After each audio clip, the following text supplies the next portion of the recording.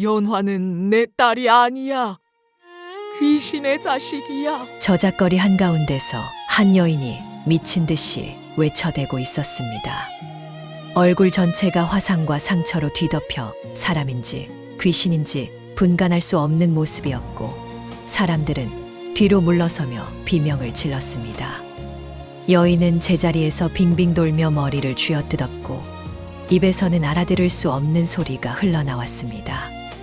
내 딸, 귀신이 내 딸을 데려갔어. 저 계집애는 내 딸이 아니야. 권세가 긴 판서 대개 하인들이 달려와 여인을 붙잡으려 하자 여인은 손톱으로 하인의 얼굴을 핥히며 발버둥 쳤습니다. 사람들은 수군거리며 고개를 저었고 누군가 속삭였습니다. 저 계집 완전히 미쳤구나. 하지만 아무도 몰랐습니다. 이 여인이 왜 이런 짓을 하고 있는지, 그 흉측한 얼굴 뒤에 어떤 절박함이 숨겨져 있는지. 미호야단의 이야기가 계속 듣고 싶다면 구독과 좋아요로 응원해주세요. 오늘도 감동적인 이야기 시작합니다. 숙종 연간의 이른 새벽, 한양 남대문 밖 저작거리는 아직 어둠이 가시지 않은 시각부터 장사꾼들의 발소리로 분주해지기 시작했습니다. 그 구석진 자리, 남루한 광목 보자기를 펼쳐놓은 곳에 일레가 앉아 있었습니다. 얼굴 반쪽이 녹아내려 눈꺼풀조차 제대로 감기지 않는 모습이었고, 허리는 활처럼 굽어 고개를 들기조차 힘겨워 보였습니다. 그녀의 앞에는 새벽같이 떠온 생선 서너 마리가 놓여 있었고, 파리가 꼬이지 않도록 젖은 삼배천을 덮어두었습니다. 생선 사려, 금방 잡아온 싱싱한 생선이야. 목청을 돋우어 외치고 싶었지만 그녀의 목소리는 언제나 바람에 흩어지듯 작게만 나왔습니다. 지나가는 사람들은 그녀의 얼굴을 보자마자 고개를 휙돌리며 발걸음을 재촉했고, 어떤 아낙네는 어린아이의 손을 잡아채며 저리 보지 마라 하고 꾸짖기도 했습니다. 일레는 그럴 때마다 자신의 얼굴을 치맛자락으로 가리곤 했지만 그게 오히려 더 흉측하게 보이는 것 같아 이내 손을 내렸습니다. 해가 중천에 뜰 무렵 겨우 생선 2마리를 팔고 손에 쥔 돈은 고작 엽전 20잎이었습니다. 그나마 오늘은 운이 좋은 편이었고, 어제는 해가 질 때까지 앉아 있어도 단 한 마리도 팔지 못했습니다. 일레는 주머니에서 낡은 은비녀 하나를 꺼내 손바닥 위에 올려놓고 한참을 들여다보았습니다. 녹이 슬어 빛을 잃은 비녀였지만 그녀에게는 세상에서 가장 소중한 물건이었습니다. 20살 시절 처음이자 마지막으로 받았던 혼례 예물이었고, 그 뒤로 30년이 지났지만 단 한 번도 머리에 꽂아보지 못했습니다. 저작거리에 고된 하루 일을 마치고 돌아가는 길에는 언제나 딸 연화의 얼굴을 떠올리며 걸음을 재촉했습니다. 골목 안쪽 단칸 새방에 도착하자 문틈으로 희미한 등불 불빛이 새어나왔고, 일레는 숨을 고르며 문을 밀었습니다. 어머니 오셨어요? 안에서 연화가 바느질을 하다 고개를 들었고, 그 얼굴에는 달빛처럼 환한 미소가 번졌습니다. 20살이 막 넘은 연화는 어머니와 달리 보름달처럼 고운 얼굴을 하고 있었고, 눈동자는 깊은 샘물처럼 맑았습니다. 오늘은 일찍 오셨네요. 많이 파셨어요? 일레는 고개를 끄덕이며 품 안에서 엽전을 꺼내 딸의 손에 쥐어주었습니다. 이걸로 쌀이랑 나물 좀 사오너라. 오늘은 국이라도 끓여 먹자꾸나. 연화는 돈을 받아들고는 어머니의 굽은 허리를 쓰다듬으며 말했습니다. 어머니, 제가 장에 나가 바느질이라도 파볼게요. 이렇게 어머니 혼자 고생하시면 안 돼요. 일레는 황급히 딸의 손을 붙잡으며 고개를 저었습니다. 안 된다, 연화야. 내가 밖에 나서면 밖은 위험한 곳이란다. 연화는 어머니의 말뜻을 알면서도 더 이상 묻지 않았고, 그저 어머니의 거친 손을 두 손으로 감싸 쥐었습니다. 밤이 깊어 두 모녀는 좁은 방 안에서 마주 앉아 소박한 저녁을 먹었습니다. 보리밥 한 그릇과 된장국, 그리고 짠지 몇 쪽이 전부였지만 연화는 어머니에게 밥을 더 떠드리며 웃음을 잃지 않았습니다. 어머니, 오늘 저작거리에서 재미난 일 없으셨어요? 일레는 딸의 밝은 얼굴을 보며 쓴 웃음을 지었고 손을 뻗어 연화의 머리를 쓰다듬었습니다. 연화야, 내가 있어서 어미는 매일이 다 좋은 날이란다. 연화는 볼을 붉히며 고개를 숙였고 일레는 품에서 낡은 은비녀를 꺼내 딸의 머리에 꽂아주려 했습니다. 이것 좀 꽂아볼래? 낡았지만 내가 하면 예쁠 게다. 연화는 비녀를 보더니 두 손으로 어머니의 손을 감싸며 고개를 저었습니다. 어머니, 이건 어머니 것이잖아요. 제가 어떻게 이걸 받아요? 일레는 딸의 머리카락을 쓸어 넘기며 작게 중얼거렸습니다. 좋은 비단댕기 하나 사주지 못해 미안하구나. 어미가 이 모양이라. 너한테 아무것도 해줄 수 있는 게 없어서. 연화는 어머니의 품에 얼굴을 묻으며 눈물을 훔쳤습니다. 어머니가 계신 것만으로도 전 충분해요. 제발 그런 말씀 마세요. 창밖으로는 늦은 밤 저작거리에 개 짖는 소리가 들렸고 초라한 방 안에는 모녀의 작은 숨소리만이 조용히 흘러갔습니다. 일레는 잠든 딸의 얼굴을 바라보며 낡은 이불을 턱까지 덮어주었고 손가락으로 딸의 볼을 살짝 쓰다듬었습니다. 부디 이 아이만은 어미처럼 살지 않게 해주소서. 그녀는 방구석에 놓인 정한수를 바라보며 두 손을 모았고 달빛이 방 안으로 스며들어 조용히 모녀를 감싸 안았습니다. 며칠 뒤 연화의 21살 생일날이 밝았습니다. 일레는 새벽부터 저작거리로 나가지 않고 방 안에 앉아 낡은 은비녀를 헝겊으로 닦고 또 닦았습니다. 녹이 깊이 스며들어 아무리 문질러도 본래의 빛은 돌아오지 않았지만 그녀는 손을 멈추지 않았습니다. 연화야, 어서 일어나거라. 오늘이 무슨 날인지 아느냐? 연화는 이불 속에서 눈을 비비며 일어났고 어머니가 무언가를 손에 쥐고 있는 것을 보았습니다.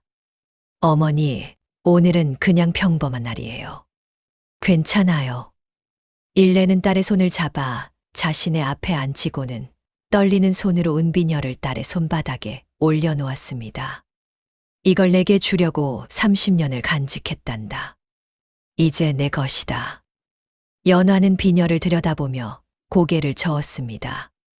어머니, 이건 어머니께서 혼례 때 받으신 거잖아요. 제가 어떻게 이걸 받을 수 있어요? 일레는 딸의 머리카락을 쓸어 올리며 천천히 입을 열었습니다. 이 비녀는 내 아버지가 혼례 전날 밤 내게 준 것이었단다. 그때만 해도 나는 내 나이쯤 되었고 얼굴도 멀쩡했지. 연화는 어머니의 얼굴을 바라보며 숨을 죽였습니다. 아버지는 가난한 선비였지만 품 안에 꼭꼭 숨겨온 이 비녀 하나를 내 손에 쥐어주며 말했단다. 이것밖에 줄 게 없소. 하지만 당신만큼은 귀하게 대접하겠소라고. 일레의 목소리가 잠시 떨렸고 그녀는 눈을 감으며 고개를 숙였습니다. 혼례를 올리고 석 달 뒤 마을에 큰 불이 났었다. 내 아버지는 불길 속으로 뛰어들어 이웃집 노인을 구하려 했고 그대로 돌아오지 못했단다. 연화는 어머니의 손을 꽉 잡으며 눈물을 흘렸습니다. 그 이듬해 봄 너를 낳았을 때 어미는 너무 기뻤단다. 내 아버지를 닮은 너를 보며 살 수 있을 거라고 생각했지. 일레는 딸의 뺨을 쓰다듬으며 계속 말을 이었습니다. 그런데 내가 5살 되던 해 겨울 또 불이 났구나. 이번엔 우리 새방에서 난 불이었는데 그녀는 자신의 얼굴을 손으로 가리며 목이 메었습니다. 너를 안고 나오다가 무너지는 석가래에 깔렸고 내 위로 쏟아진 불똥을 내 몸으로 막았단다. 그때 내 얼굴과 허리가 이렇게 되었지. 연화는 어머니의 품에 얼굴을 묻으며 흐느꼈습니다. 어머니, 쟤 때문에. 일레는 딸의 등을 토닥이며 고개를 저었습니다. 아니란다. 내 덕분에 어미는 지금까지 살아올 수 있었어. 내가 없었다면 어미는 진작에 세상을 등졌을 게다. 그녀는 은비녀를 집어들어 연화의 머리에 조심스럽게 꽂아 주었습니다. 비단댕기 하나 못 사주는 어미가 미안하구나. 하지만 이 비녀만은, 내 아버지의 마음이 담긴 이것만은 내게 주고 싶었단다. 연화는 손을 들어 머리에 꽂힌 비녀를 만지며 고개를 끄덕였습니다. 어머니, 이게 세상에서 제일 예쁜 비녀예요. 저는 이것만 있으면 돼요. 일레는 딸의 손을 꽉 잡으며 떨리는 목소리로 말했습니다. 연화야, 내가 만약 좋은 사람을 만나 시집을 가게 되면 이 비녀를 가져가거라. 그리고 내 아버지처럼 진심으로 너를 아끼는 사람에게만 마음을 주렴. 연화는 고개를 숙이며 대답했습니다. 어머니, 저는 어머니 곁을 떠나지 않을 거예요. 평생 어머니와 함께 살 거예요. 일레는 딸의 머리를 쓰다듬으며 쓴웃음을 지었습니다. 그런 말 하지 마라. 너는 꼭 좋은 곳으로 가야 한다. 이 어미 같은 삶을 살면 안 돼. 방 밖에서는 저작거리의 소란스러운 소리가 들려왔고 두 모녀는 한참을 말없이 서로를 껴안고 있었습니다. 일레는 딸의 어깨에 턱을 기댄 채 눈을 감았고 입술을 떨며 속으로 빌었습니다. 부디 이 아이가 이 비녀처럼 세월이 흘러도 빛을 잃지 않게 해주소서. 햇살이 창문 틈으로 비쳐들어와 연화의 머리에 꽂힌 은비녀를 비췄고 녹슨 비녀는 희미하게 남아 반짝이는 것처럼 보였습니다. 연화는 비녀를 만지작거리며 어머니를 바라보았습니다. 어머니, 이 비녀 절대 잃어버리지 않을게요. 평생 간직할게요. 일레는 고개를 끄덕이며 딸의 손을 두 손으로 감싸 쥐었습니다. 그래, 그렇게 해다오. 그것만이 내 아버지와 어미가 너에게 줄 수 있는 전부란다. 방 안은 잠시 고요했고 멀리서 들려오는 저작거리의 웃음소리만이 바람에 실려왔습니다. 일레는 창밖을 바라보며 한숨을 내쉬었고 가슴 한편에 불길한 예감이 스치고 지나갔습니다. 하지만 그녀는 그 예감을 애써 떨쳐내며 딸의 얼굴만을 바라보았습니다. 오늘만은 어미가 국밥이라도 사 먹이마. 나가자꾸나. 연화는 환하게 웃으며 일어났고 머리에 꽂힌 은비녀가 햇살에 반짝이며 흔들렸습니다. 그로부터 보름쯤 지난 어느 날 저작거리에는 평소와 다른 분위기가 감돌았습니다. 안동 김씨 일가의 김판서 댁에서 하인들이 나와 이것저것 물건을 사들이며 떠들썩했고 장사꾼들은 그들 비위를 맞추느라 정신이 없었습니다. 일레는 구석진 자리에서 고개를 숙인 채 생선을 팔고 있었고 하인들의 시끄러운 소리가 귓가에 거슬렸습니다. 야, 이 무 한 단 얼마냐? 판서 날이 될 것이니 깎아드리겠습니다. 권세가의 하인들은 으스대며 거들먹거렸고 장사꾼들은 허리를 굽혀가며 아부를 떨었습니다.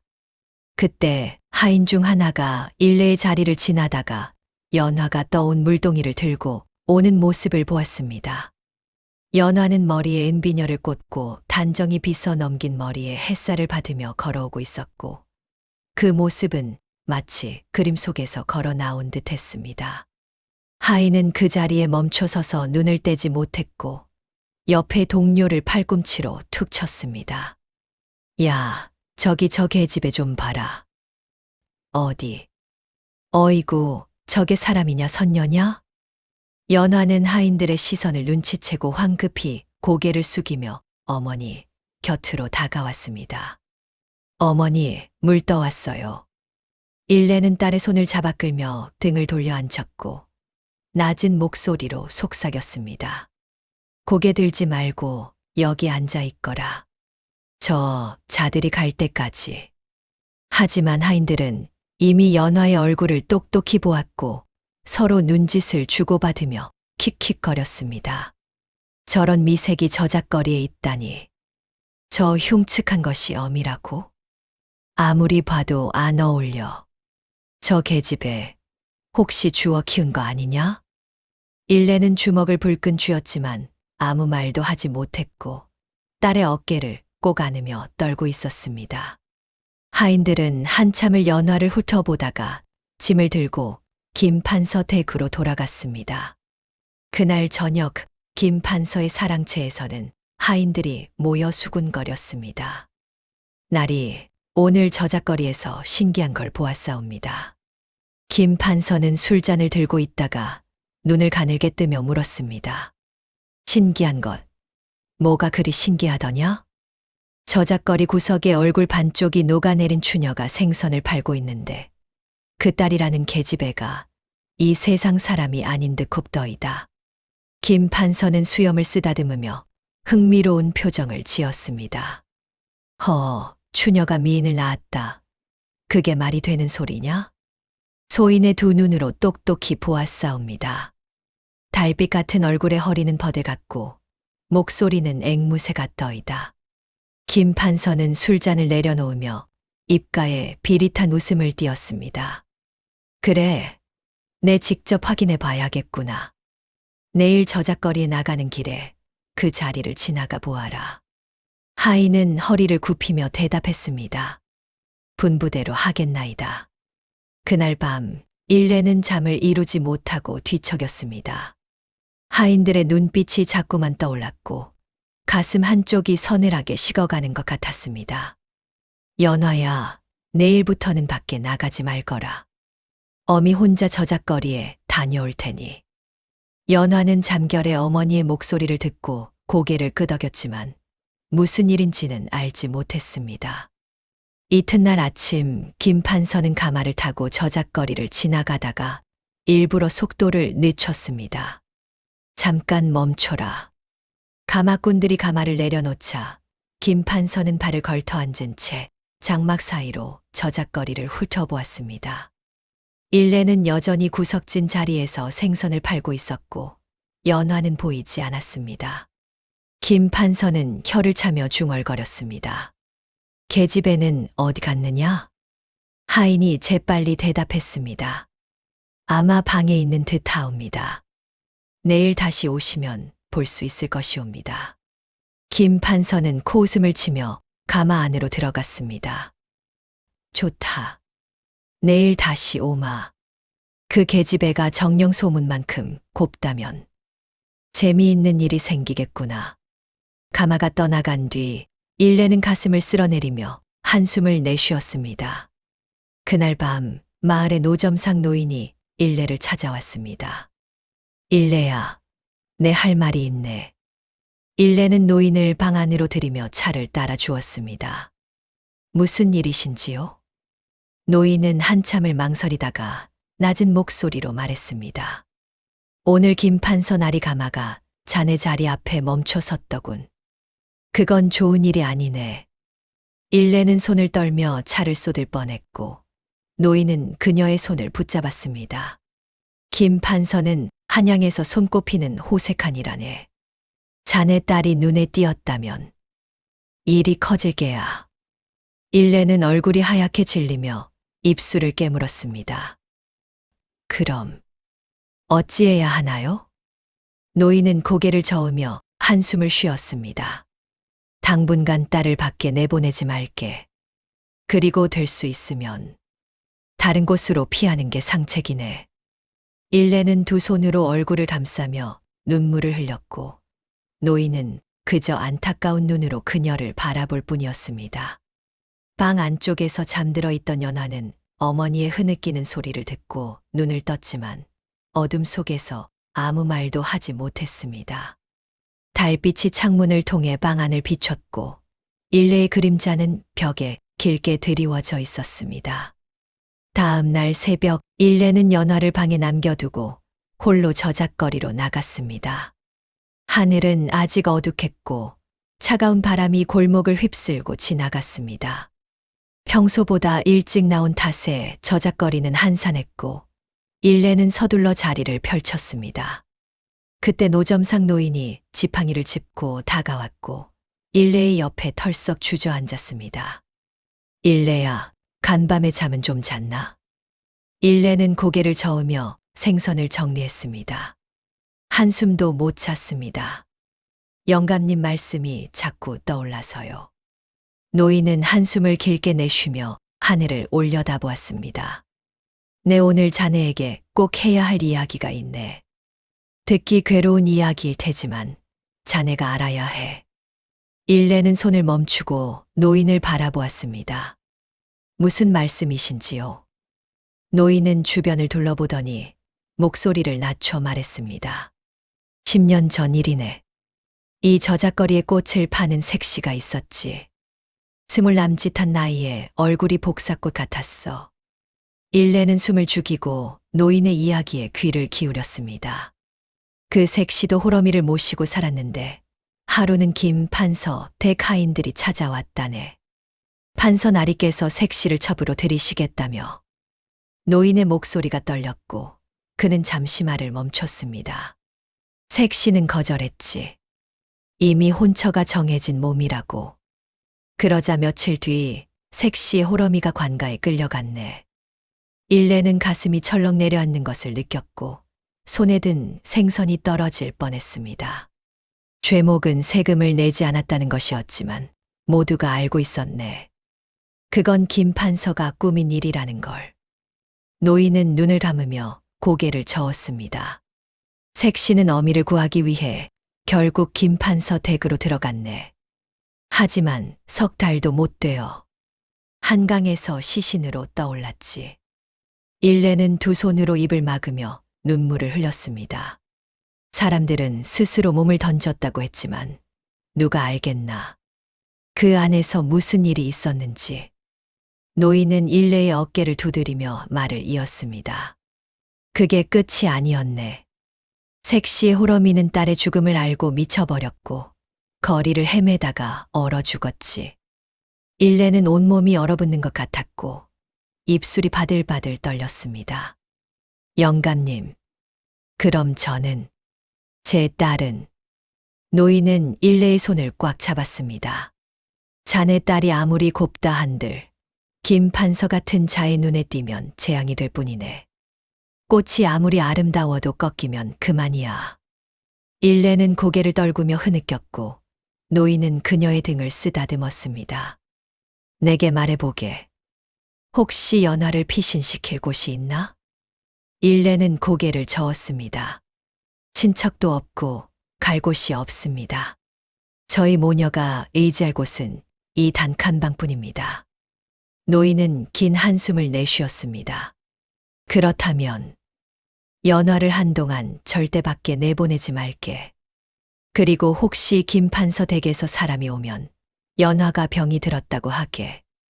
일레는 눈물을 닦으며 고개를 끄덕였습니다. 명심하겠습니다. 그때 저 멀리서 김 판서의 가마가 저작거리 쪽으로 다가오는 것이 보였습니다. 노인은 재빨리 일어나며 일레를 재촉했습니다. 어서 고개를 숙이고 있게. 눈도 마주치지 말고. 일레는 몸을 웅크리고 땅만 바라보았고 가마가 그녀의 자리 앞에 멈춰 섰습니다. 김 판서는 장막을 걷고 밖을 내다보며 하인에게 물었습니다.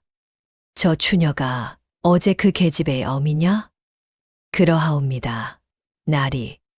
김 판서는 일레를 훑어보며 코웃음을 쳤습니다. 저렇게 흉측한 것이 어찌 미인을 낳았을꼬. 딸은 어디 있느냐? 하인이 일레에게 소리쳤습니다. 야, 내 딸은 어디 있느냐? 판서 나리께서 물으신다. 일레는 떨리는 목소리로 대답했습니다. 소녀의 딸은 몸이 아파 방에 누워 있사옵니다. 김 판서는 혀를 차며 중얼거렸습니다. 아프다고? 그럼 낫거든 한번 보자 하여라. 내 직접 확인하고 싶구나. 가마가 천천히 떠나갔고 일레는 그제야 고개를 들었습니다. 손이 떨려 생선을 제대로 잡을 수가 없었고 눈앞이 아찔했습니다. 노인은 멀리서 그 모습을 지켜보다가 고개를 저으며 중얼거렸습니다. 불쌍한 것들. 이미 김 판서의 소나기에 들어간 개로구나. 일레는 그날 하루 종일 자리를 지켰지만 생선 한 마리도 팔지 못했습니다. 해가 기울자 서둘러 짐을 싸서 집으로 돌아왔고 방문을 열자마자 연화를 꽉 껴안았습니다. 어머니, 왜 그러세요? 무슨 일 있으셨어요? 일레는 대답하지 않고 딸의 등을 쓰다듬으며 눈물을 흘렸습니다. 연화야, 내가 아무리 답답해도 당분간은 절대 밖에 나가면 안 된다. 알겠느냐? 연화는 어머니의 떨리는 목소리에 놀라 고개를 끄덕였습니다. 알겠어요, 어머니. 밖에 안 나갈게요. 일레는 딸의 얼굴을 두 손으로 감싸며 속삭였습니다. 내가 곱다는 게 지금은 화가 되려 하는구나. 어미가 너를 지켜야 하는데. 밤이 깊어가고 방 밖에서는 바람 소리만이 쓸쓸하게 들려왔습니다. 일레는 잠들지 못하고 창밖을 바라보며 두 손을 모았습니다. 부디 이 아이를 지켜 주소서. 제 목숨을 가져가셔도 좋으니 이 아이만은. 달은 구름에 가려 희미했고 어둠만이 골목을 가득 채웠습니다. 열흘이 지나도록 연화는 방 안에만 갇혀 지냈습니다. 창문 틈으로 들어오는 햇살을 바라보며 바느질을 하는 것이 하루의 전부였고 밖으로 나가고 싶은 마음을 애써 누르고 있었습니다. 일레는 새벽마다 저작거리로 나갔다가 해질녘에 돌아왔지만 요즘 들어 생선이 팔리지 않았습니다. 김 판서의 하인들이 저작거리를 어슬렁거리며 일레의 자리를 감시하고 있었고 그 때문에 사람들이 일부러 일레의 자리를 피해가는 듯 했습니다. 어느 날 저녁 일레가 빈손으로 돌아오자 연화는 어머니의 수척한 얼굴을 보며 가슴이 아팠습니다. 어머니, 오늘도 못 파셨어요? 일레는 고개를 끄덕이며 방바닥에 주저앉았고 허리를 펴지도 못한 채 신음을 흘렸습니다. 괜찮다. 내일은 나을 게다. 하지만 연화는 알고 있었습니다. 쌀독은 바닥이 보이기 시작했고 된장독도 거의 비어 있었습니다. 그날 밤 연화는 잠든 어머니의 얼굴을 한참 들여다보았습니다. 주름이 깊어지고 볼은 움푹 들어갔으며 숨소리마저 가늘게 흘러나왔습니다. 연화는 조용히 일어나 방구석에 쌓인 바느질감을 꺼내 들었습니다. 지난 열흘간 틈틈이 만들어 둔 헝겊 주머니와 댕기들이었고 정성껏 술을 놓아 제법 볼만했습니다. 이걸 팔면 쌀이라도 살 수 있을 거야. 연화는 마음을 굳히고 다음 날 새벽 어머니가 저작거리로 나가기 전에 먼저 일어났습니다. 어머니, 저도 오늘은 나가볼게요. 장에 가서 바느질감 좀 팔아올게요. 일레는 깜짝 놀라 딸의 손을 붙잡았습니다. 안 된다. 내가 분명히 밖에 나가지 말라고 했잖느냐. 연화는 어머니의 손을 꽉 잡으며 간절히 말했습니다. 어머니, 우리 쌀도 떨어졌어요. 이러다간 어머니가 쓰러지실 거예요. 제발 한 번만 나가게 해주세요. 일레는 눈물을 흘리며 고개를 저었지만 연화는 이미 헝겊 보따리를 들고 문 앞에 서 있었습니다. 금방 다녀올게요. 저작거리 반대쪽 골목에 있는 시전에만 다녀올 테니 괜찮을 거예요. 일레는 떨리는 손으로 딸의 팔을 잡았습니다. 연화야, 제발. 어미 말 좀 들어라. 하지만 연화는 어머니를 안심시키려는 듯 환하게 웃으며 고개를 끄덕였습니다. 걱정 마세요. 저 혼자서도 조심할 수 있어요. 해 뜨기 전에 다녀올게요. 연화는 문을 나서고 일레는 멍하니 그 뒷모습을 바라보았습니다. 가슴 한편이 무너지는 것 같았지만 딸을 붙잡을 수도 없었습니다. 연화는 골목을 빠져나와 시전이 있는 쪽으로 발걸음을 재촉했습니다. 아직 동이 트기 전이라 거리는 한산했고 멀리서 달구는 소리만이 들렸습니다. 연화는 은비녀를 만지작거리며 걸었고 시전 앞에 도착하자 문을 두드렸습니다. 저기 바느질감 좀 팔려고 왔습니다. 안에서 주인 아낙네가 문을 열며 연화를 보았고 잠시 멈칫하며 눈을 크게 떴습니다. 어머나, 아가씨 어디서 오셨어요? 연화는 공손히 허리를 숙이며 보따리를 펼쳤습니다. 헝겊 주머니랑 갱기를 만들어 왔는데 사 주실 수 있으신지요? 주인 아낙네는 물건을 살펴보며 고개를 끄덕였습니다. 솜씨가 좋네요. 이거 얼마에 파시려고요? 연화는 조심스럽게 값을 불렀고 아낙네는 흔쾌히 돈을 내주었습니다. 나중에 또 만들어 오세요. 다 사줄게요. 연화는 기쁜 마음에 허리를 깊이 숙이고 돈을 받아들었습니다. 감사합니다. 다음에 또 올게요. 연화는 돈을 품 안에 꼭 쥐고 시전을 나왔습니다. 이걸로 쌀이랑 된장을 살 수 있겠어. 어머니가 좋아하시겠지. 그녀는 발걸음을 재촉하며 쌀 파는 가게 쪽으로 향했습니다. 그때 저 멀리서 말발굽 소리가 들려왔고 연화는 본능적으로 고개를 숙였습니다. 하지만 이미 늦었습니다. 김 판서의 하인둘이 말을 타고 다가오다가 연화를 발견하고 말을 세웠습니다. 저기, 저 계집애 혹시 저작거리 추녀의 딸 아니냐? 다른 하인이 말해서 내리며 연화에게 다가왔습니다. 야, 내가 연화라는 계집애냐? 연화는 뒤로 물러서며 고개를 저었습니다. 아, 아닙니다. 저는 그런 사람 아닙니다. 하인은 비릿하게 웃으며 연화의 팔을 붙잡았습니다. 거짓말 마라. 내 머리에 꽂히는 비녀, 우리 판서 나리께서 듣기로는 내 어미가 녹쓰는 비녀를 내 머리에 꽂아줬다고 하셨다. 연화는 손으로 은비녀를 감싸며 몸부림쳤습니다. 놓아주세요. 저는 아무 잘못도 안 했어요. 하인은 연화의 팔을 꽉 잡고 말 위로 끌어올리려 했습니다. 판서 나리께서 내게 좋은 제안이 있으시단다. 얌전히 따라오너라. 연화는 비명을 지르며 발버둥 쳤지만 하인의 힘을 당해낼 수 없었습니다. 어머니, 어머니. 연화의 절규가 새벽 거리에 울려 퍼졌고 하인은 그녀의 입을 막으며 말 위에 태웠습니다. 멀리서 그 광경을 본 노점상 하나가 황급히 저작거리 쪽으로 달려갔고 일레가 있는 곳으로 소리쳤습니다. 일레, 큰일 났네. 내 딸이 끌려가고 있어.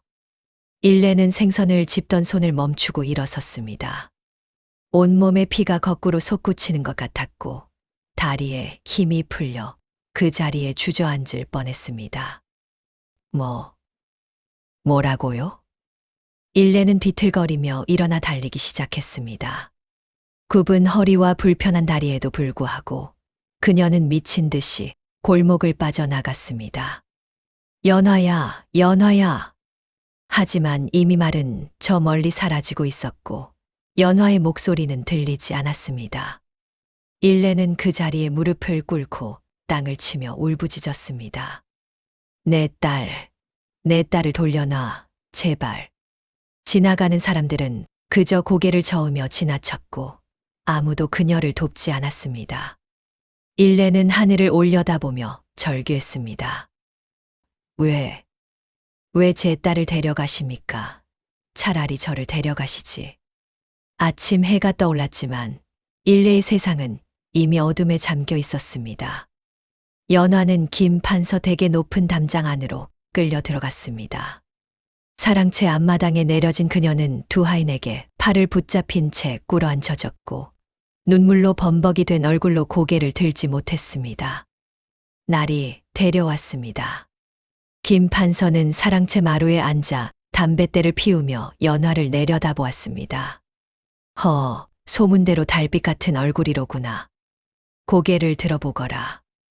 연화는 고개를 저으며 땅만 바라보았고 김 판서는 혀를 차며 하인에게 손짓했습니다. 고개를 들게 하여라.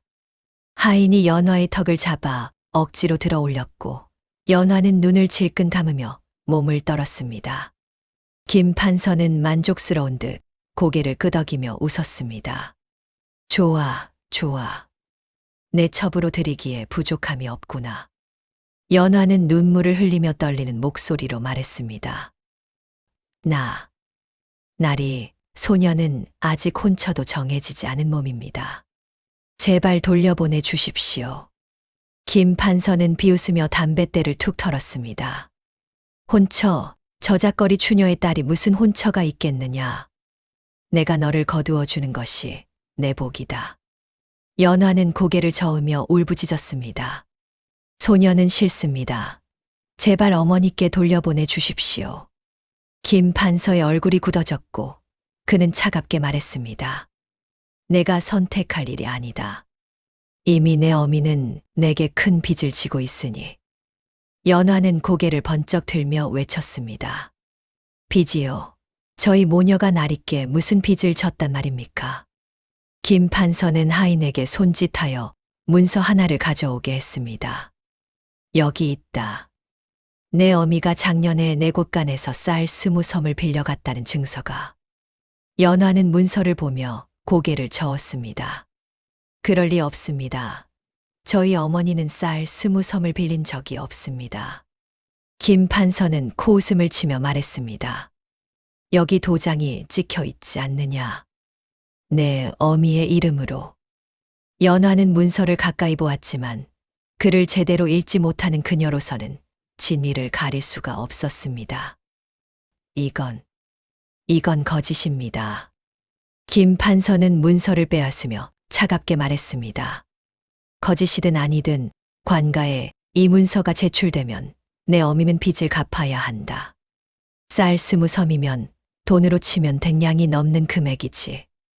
연화는 온몸이 얼어붙는 것 같았고 입술이 바들바들 떨렸습니다. 100냥이라니요. 김 판서는 연화의 턱을 손가락으로 들어 올리며 속삭였습니다. 하지만 내가 내 첩이 되면 이 빚은 없던 일로 해주마. 내 어미도 편히 살 수 있을 게다.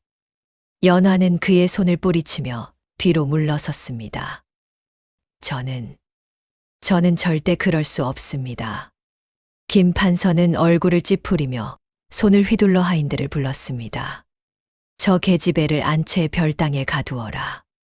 사흘 안에 마음을 고쳐먹지 않으면 내 어미를 관가에 넘기겠다. 하인들이 연화를 끌고 가려 하자 연화는 발버둥을 치며 소리쳤습니다. 놓아주세요. 어머니, 어머니. 그날 오후 일레는 김 판서 댁대문 앞에 무릎을 꿇고 있었습니다. 제발 제 딸을 돌려주십시오. 나리. 대문을 지키던 문지기가 일레를 내쫓으려 했지만 일레는 땅에 엎드린 채 움직이지 않았습니다.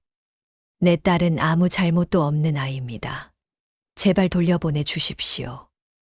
문지기가 일레의 어깨를 잡아 일으키려 하자 일레는 대문을 붙잡으며 울부짖었습니다. 나리, 차라리 저를 데려가십시오. 제 딸 대신 저를. 그때 안에서 김 판서의 목소리가 들려왔습니다. 시끄럽구나. 저 추녀를 끌어내라. 하인둘이 나와 일레의 팔을 붙잡아 대문 밖으로 던졌고 일레는 땅바닥에 굴렀습니다. 다시 한번 이 앞에 나타나면 관가에 고발하겠다. 썩 물러가거라. 대문이 쾅 닫혔고 일레는 대문 앞에 엎드려 통곡했습니다. 연화야, 연화야. 지나가는 사람들은 그저 고개를 돌리며 지나쳤고 누구 하나 일레를 거들어주는 이가 없었습니다. 해가 질 무렵 일레는 비틀거리며 관아로 향했습니다. 관아 문 앞에서 일레는 무릎을 꿇고 외쳤습니다. 나리, 억울한 백성을 살펴주십시오. 관아의 아전이 나와 일레를 보며 인상을 찌푸렸습니다. 무슨 일이냐? 일레는 땅에 이마를 찌으며 말했습니다. 김 판서 댁에서 제 딸을 억지로 끌고 갔습니다. 제발 제 딸을 구해 주십시오. 아전은 김 판서라는 말을 듣자 얼굴빛이 변했습니다. 김 판서 나리 말이냐? 함부로 권세가를 모함하지 마라. 일레는 고개를 들며 애원했습니다. 모함이 아닙니다. 제 딸이 정말로 끌려갔습니다. 아전은 일레를 밀쳐내며 차갑게 말했습니다. 김 판서 나리께서 내 딸을 데려가셨다면 그럴 만한 이유가 있을 게다. 혹시 빚이라도 있는 것 아니냐? 일레는 고개를 저으며 외쳤습니다. 빚 같은 건 없습니다. 억지로 꾸며낸 거짓입니다. 아전은 코웃음을 치며 돌아섰습니다. 증거도 없이 함부로 짓거리지 마라. 다시 한번 소동을 피우면 너를 가두겠다. 관아의 문이 닫혔고 일레는 그 앞에 주저앉아 하늘을 올려다보았습니다. 하늘이시여, 이 어미가 무슨 죄를 지었기에 이런 벌을 내리십니까? 밤이 깊어가고 일레는 관아 앞 돌계단에 앉아 밤을 지새웠습니다. 김판서댁 별당에 갇힌 연화는 창문을 붙잡고 밖을 내다보며 눈물을 흘렸습니다. 어머니, 어머니는 지금 어디 계실까?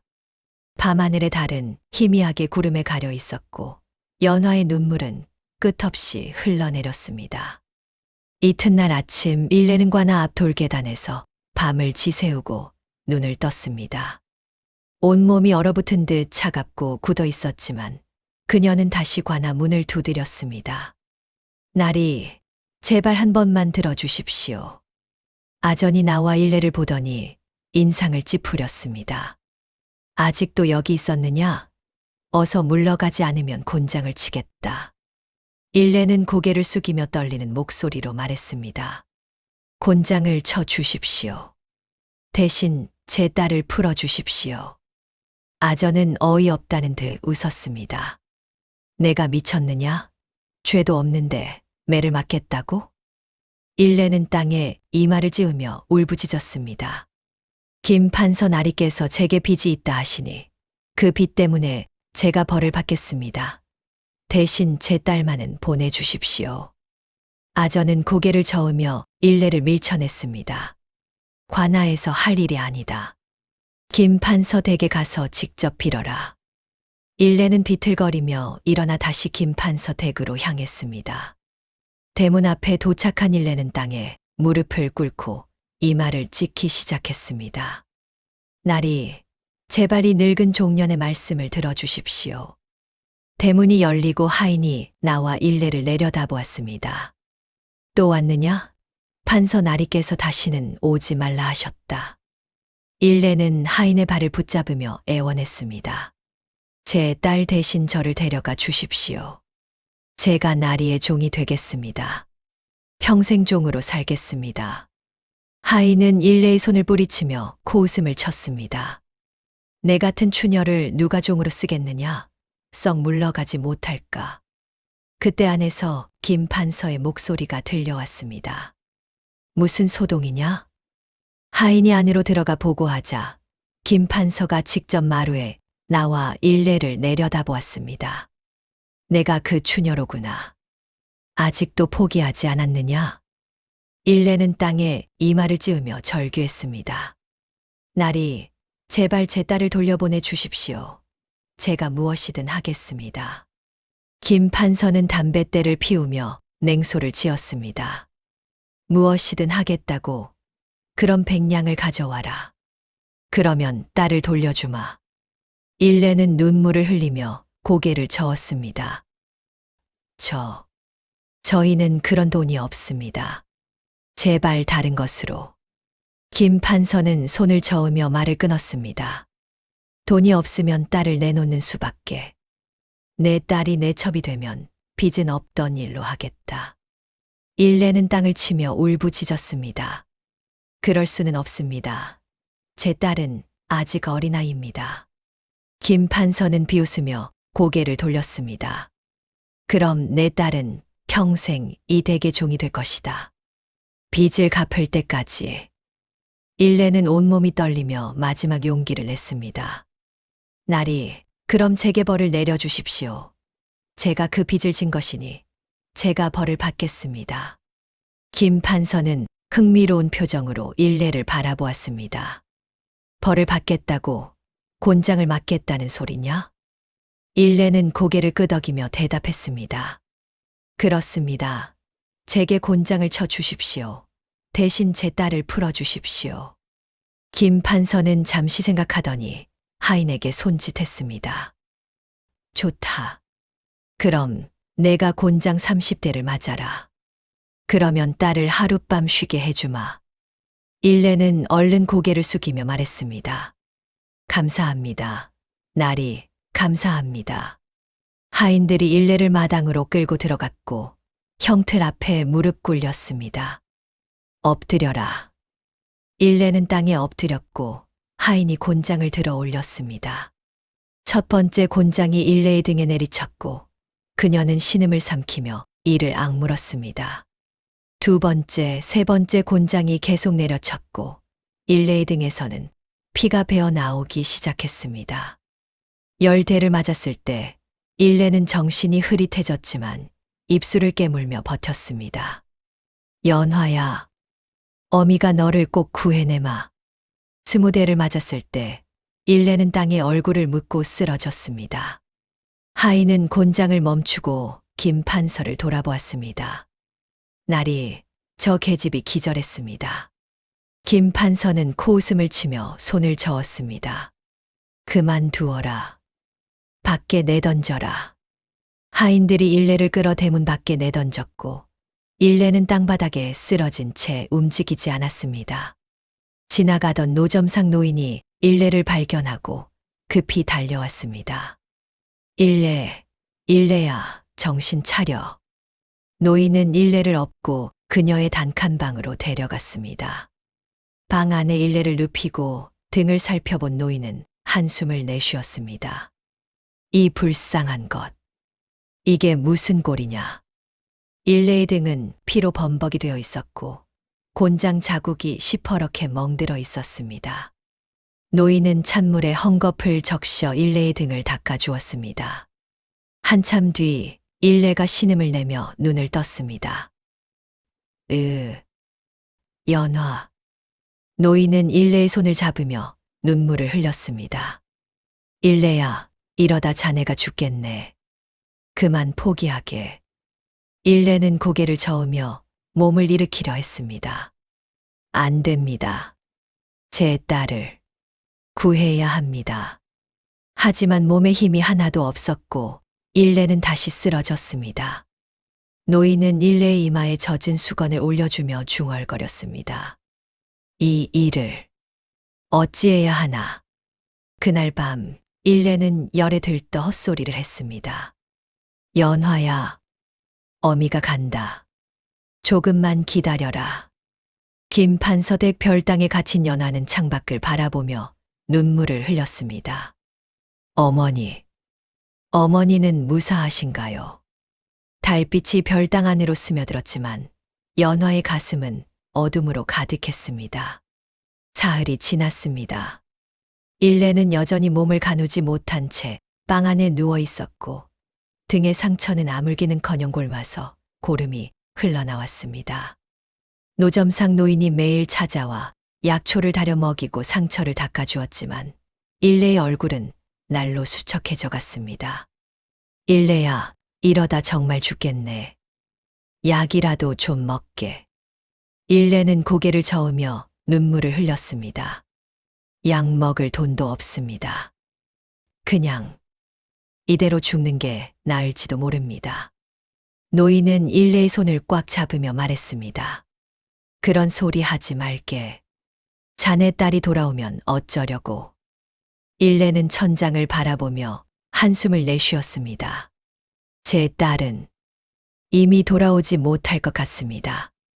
그때 방문이 거칠게 열리며 김 판서 댁의 하인 2명이 들어왔습니다. 내가 일레라는 계집이냐?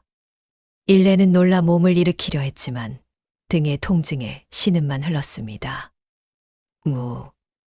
무슨 일이십니까? 하인은 품에서 문서 하나를 꺼내 일레의 얼굴 앞에 들이댔습니다. 판서 나리께서 최후 통첩을 보내셨다. 오늘 해가 지기 전까지 내 딸이 나리의 첩이 되는 것을 승낙하지 않으면 내 목을 친다고 하셨다. 일레는 눈이 커지며 떨리는 목소리로 물었습니다. 목을 친다고요? 하인은 코웃음을 치며 말했습니다. 내가 빚을 갚지 못하고 관가를 속였으니 그 죄로 처형하신다는 것이다. 노인이 일어서며 소리쳤습니다. 말도 안 되는 소리, 무슨 빚을 졌다고. 하인은 노인을 밀쳐내며 차갑게 말했습니다. 늙은이는 상관 말고 물러서 있어. 이건 일레와 판서 나리 사이의 일이다. 일레는 몸을 떠는 손으로 짚고 일어나 앉았습니다. 제발, 제발 제 딸만은. 하인은 문서를 바닥에 던지며 말했습니다. 해가 지기 전까지 김판서 댁으로 와서 승낙 도장을 찍어라. 그렇지 않으면 관과 형방이 너를 잡으러 올 것이다. 하인들이 나가고 방 안에는 무거운 침묵만이 흘렀습니다. 일레는 바닥에 떨어진 문서를 집어들었지만 글을 읽지 못하는 그녀는 그저 종이를 꽉 쥘 뿐이었습니다. 영감님, 저는 이제 어떻게 해야 하나요? 노인은 눈물을 닦으며 고개를 저었습니다. 일레야, 자네가 죽으면 연화는 어쩌려고. 일단 살아야 하네. 일레는 고개를 들어 노인을 바라보았습니다. 그럼 제 딸을 포기하라는 말씀이신가요? 노인은 대답하지 못하고 고개를 숙였습니다. 일레는 몸을 일으켜 세우며 이를 악물었습니다. 아닙니다. 저는 포기할 수 없습니다. 그녀는 비틀거리며 방을 나섰고 노인이 급히 그녀를 붙잡았습니다. 일레야, 어디 가려고? 몸 상태가 이런데. 일레는 노인의 손을 뿌리치며 말했습니다. 김판서 댁에 가야 합니다. 제가 직접 나리를 만나봐야 합니다. 노인은 일레의 어깨를 잡으며 애원했습니다. 안 돼. 그러다 정말 죽어. 일레는 눈물을 흘리며 웃었습니다. 이미 죽은 목숨입니다. 제 딸만 구할 수 있다면. 일레는 뒤틀거리며 골목을 빠져나갔고 노인은 그 뒷모습을 바라보며 하늘을 올려다보았습니다. 하늘이시여, 이 불쌍한 것들을. 일레는 등의 상처에서 흘러나오는 피를 느끼며 한 걸음 한 걸음 김판서 댁으로 향했습니다. 지나가는 사람들은 피에 젖은 옷을 입고 비틀거리는 일레를 보며 고개를 돌렸고 아이들은 무서워하며 어미 뒤에 숨었습니다. 김판서 댁 대문 앞에 도착한 일레는 무릎을 꿇고 목청껏 외쳤습니다.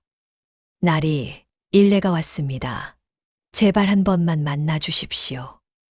대문이 열리고 하인이 나와 일레를 내려다보았습니다. 또 왔느냐? 승낙 도장을 찍으러 왔느냐? 일레는 고개를 저으며 울부짖었습니다. 나리께 직접 여쭙고 싶은 것이 있습니다. 제발 한 번만 만나 주십시오. 하인이 안으로 들어가 보고하고 잠시 후 김판서가 마루에 나왔습니다. 내가 또 왔구나. 이번엔 무슨 애거를 하러 왔느냐? 일레는 땅에 이마를 찌우며 말했습니다. 나리, 제발. 제 목숨을 대신 거두어 주십시오. 제 딸은 살려주십시오. 김판서는 비웃으며 고개를 저었습니다. 내 목숨이 무슨 값어치가 있겠느냐. 나는 내 딸이 필요할 뿐이다. 일레는 고개를 들어 김판서를 바라보았습니다. 나리께서 정녕 제 딸을 놓아주실 생각이 없으신 겁니까? 김판서는 담뱃대를 피우며 냉소를 지었습니다. 이미 말했지 않느냐. 내 딸이 내 첩이 되거나 내가 죽거나 둘 중 하나를 선택하여라. 일레는 온몸이 떨리며 주먹을 불끈 쥐었습니다. 만약 제가 죽으면 정말로 제 딸을 풀어주시겠습니까? 김판서는 흥미로운 표정으로 일레를 바라보았습니다. 내가 스스로 목숨을 끊는다면 내 딸에 대한 빚은 없던 일로 하겠다. 일레는 눈을 감으며 긴 한숨을 내쉬었습니다. 약속 하십니까? 김판서는 고개를 끄덕이며 말했습니다. 약속한다. 내가 죽으면 내 딸을 돌려보내주마. 일레는 고개를 숙이며 떨리는 목소리로 말했습니다. 그렇다면 저에게 사흘만 시간을 주십시오.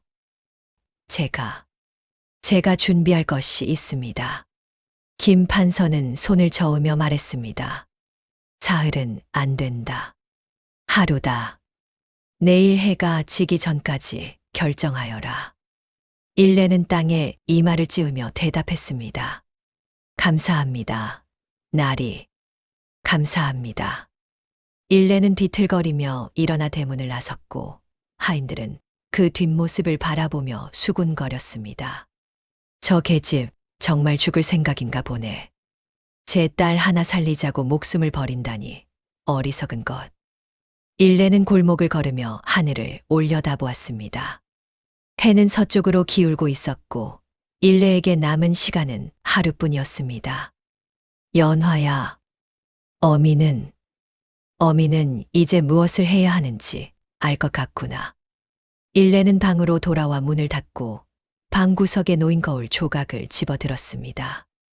거울에 비친 자신의 얼굴을 바라보며 일레는 천천히 결심을 굳혀갔습니다. 만약 내가 더 추해진다면 날이 깨서 연화를 원하지 않을지도. 그녀의 눈빛이 흔들렸지만 곧 단단해졌습니다. 밤이 깊어가고 일레는 홀로 방 안에서 무언가를 준비하기 시작했습니다. 그날 밤 일레는 방 안에 홀로 앉아 거울 조각을 손에 쥐고 있었습니다. 촛불이 희미하게 흔들리며 그녀의 얼굴을 비췄고 반쪽은 이미 녹아내린 그 얼굴이 거울 속에 일그러져 보였습니다. 일레는 떨리는 손으로 자신의 멀쩡한 쪽 볼을 쓰다듬었습니다. 이 얼굴이 연화가 내 딸이라는 증거로구나. 그녀는 눈을 감고 깊은 숨을 들이마셨습니다. 거울 조각을 손에 꽉 쥐고 방구석에 놓인 화로로 다가갔습니다. 연화야, 어미가 너를 지킬 방법은 이것뿐이란다. 일레는 화로에 쇠젓가락을 올려놓고 불에 달구기 시작했습니다. 쇠젓가락이 붉게 달아오르는 것을 지켜보며 일레는 입술을 깨물었습니다. 만약 내가 연화의 어미가 아니라면 날이 깨서 연화를 놓아주실지도 모른다. 쇠젓가락이 시빨갛게 달아올랐고 일레는 그것을 집어들었습니다. 떨리는 손으로 자신의 멀쩡한 쪽볼에 가져다 댔고 눈을 질끈 감았습니다. 살이 타는 냄새가 방 안에 퍼졌고 일레는 신음을 삼키며 이를 악물었습니다. 한 번, 두 번, 세 번. 일레는 자신의 얼굴에 여러 군데 화상을 냈고 이마와 볼, 턱까지 붉게 그을렸습니다. 통증이 너무 심해 정신이 아득해졌지만 일레는 멈추지 않았습니다. 아직 부족해. 그녀는 손톱으로 자신의 얼굴을 긁어 상처를 냈고 피가 흘러내렸습니다. 거울을 보니 이제 얼굴 전체가 끔찍하게 일그러져 있었고 어디가 원래 얼굴이었는지 알 수 없을 정도였습니다. 일레는 거울을 내려놓고 바닥에 쓰러졌습니다. 연화야, 이제 아무도 내가 내 딸이라고 믿지 않을 게다. 새벽이 밝아오고 노점상 노인이 일레의 방문을 두드렸습니다. 일레야, 괜찮나? 대답이 없자 노인은 문을 열고 들어갔고 바닥에 쓰러진 일레를 발견했습니다. 일레야. 노인이 일레의 얼굴을 보는 순간 뒤로 물러서며 비명을 질렀습니다. 이게 무슨 짓이냐? 일레는 희미하게 눈을 뜨며 중얼거렸습니다. 영감님, 이제 김 판서 댁에 가야 합니다. 노인은 눈물을 흘리며 일레를 부축했습니다. 일레야, 자네가 대체 무슨 생각으로 이런 짓을. 일레는 노인의 손을 붙잡으며 간신히 말했습니다. 제 얼굴이 이제 연화와 전혀 닮지 않았습니다. 아무도 연화가 제 딸이라 믿지 않을 겁니다. 노인은 일레의 계획을 깨달았고 고개를 저으며 한숨을 내쉬었습니다. 일레야, 그래도 이건 너무. 일레는 노인의 도움을 받아 일어섰고 비틀거리며 방을 나섰습니다. 저작거리로 나온 일레를 본 사람들은 모두 뒤로 물러서며 비명을 질렀습니다. 저게 뭐야? 귀신이다, 귀신. 일레는 저작거리 한가운데 서서 목청껏 외쳤습니다. 귀신이 나를 찾아왔다. 귀신이 내 얼굴을 가져갔다. 사람들이 모여들었고 일레는 미친 사람처럼 제자리에서 빙빙 돌며 소리쳤습니다. 내 딸, 연화는 내 딸이 아니다. 귀신이 바꿔치기 한 아이다. 사람들은 수군거리며 일레를 바라보았습니다. 저 계집이 미쳤구나. 밤새 무슨 일이 있었던 거야? 일레는 땅에 주저앉으며 머리를 쥐어뜯었습니다. 연화는 내 딸이 아니야. 귀신의 자식이야. 그 소동이 김 판서의 귀에까지 들어갔고 하인들이 저작거리로 달려왔습니다. 하인들은 일레를 보고 얼굴을 찌푸리며 뒤로 물러섰습니다. 저게 일레냐? 얼굴이 완전히 망가졌네. 일레는 하인들을 보자 비명을 지르며 달려들었습니다. 귀신이 내 딸을 데려갔다. 돌려놔.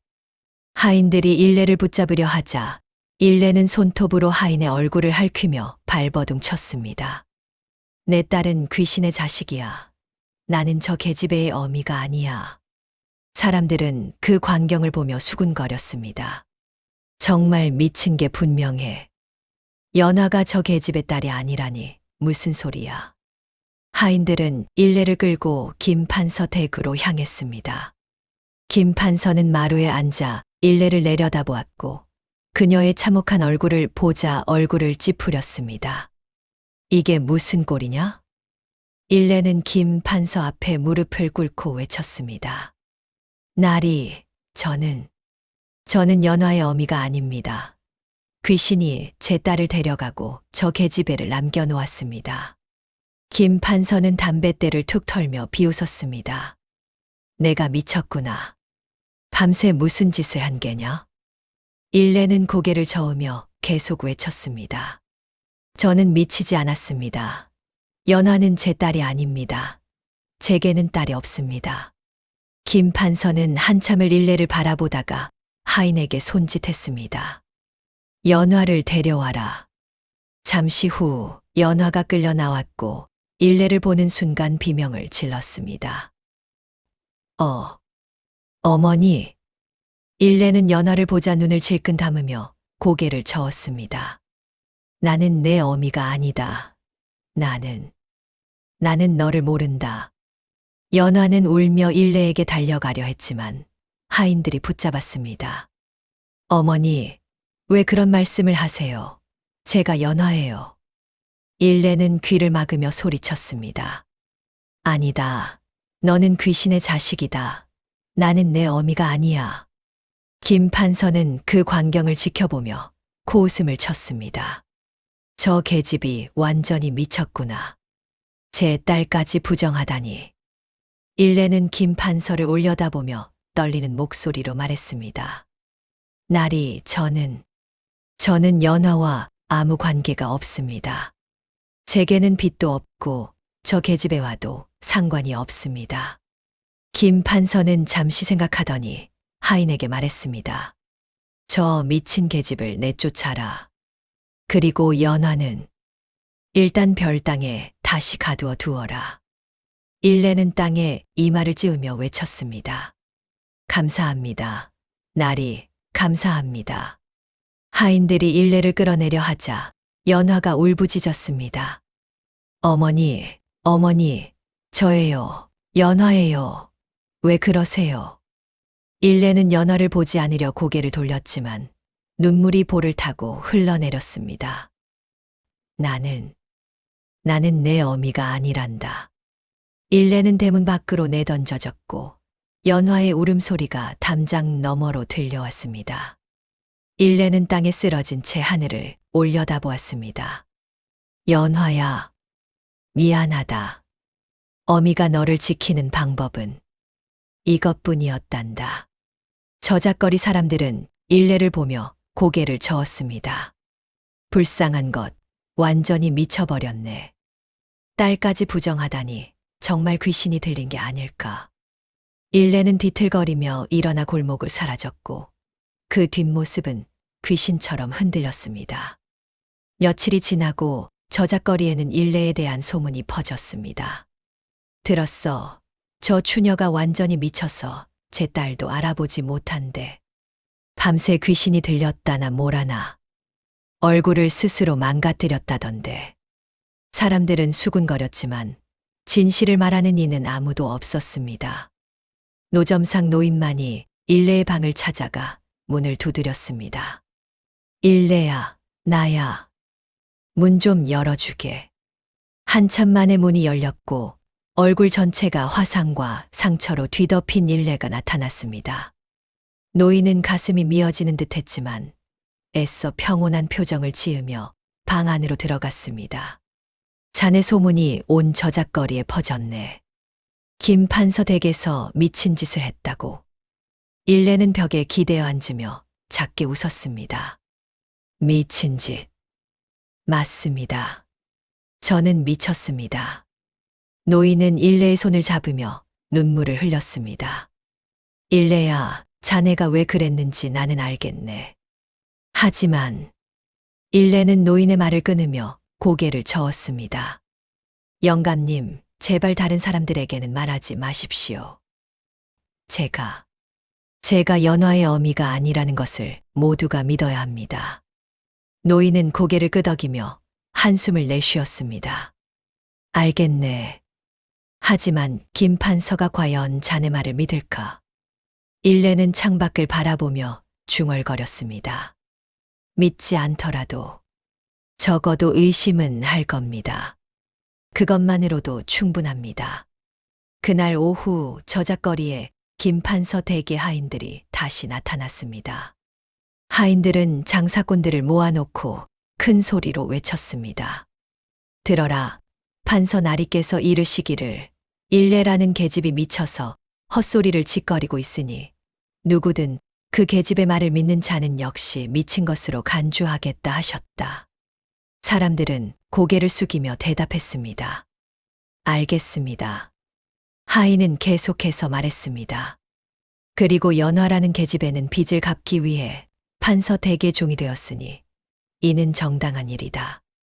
누구든 이를 문제 삼는 자는 관가에 고발할 것이다. 사람들은 다시 한번 고개를 숙였습니다. 알겠습니다. 하인들이 떠나가자 사람들은 서로를 바라보며 속삭였습니다. 연화가 결국 종이 되었구나. 일레가 그렇게까지 했는데도. 쉿, 조용히 해. 들리면 우리도 끌려가. 노점상 노인이 입을 열려 하자 옆에 장사꾼이 노인의 팔을 잡았습니다. 영감님, 말하지 마세요. 김 판서를 거스르면 우리 모두 끝장입니다. 노인은 주먹을 불끈 쥐었지만 결국 아무 말도 하지 못했습니다. 그날 밤 저작거리에 여러 장사꾼들이 노인의 집에 찾아왔습니다. 영감님, 우리 모두 일레가 무슨 짓을 했는지 알고 있습니다. 하지만 우리가 무엇을 할 수 있겠습니까?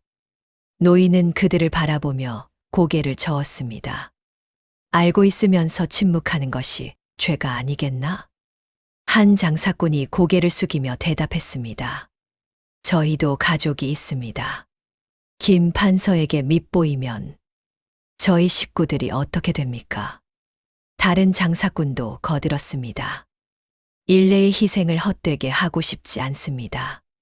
하지만 우리가 나서면 일레도 연화도 우리 모두 죽게 됩니다.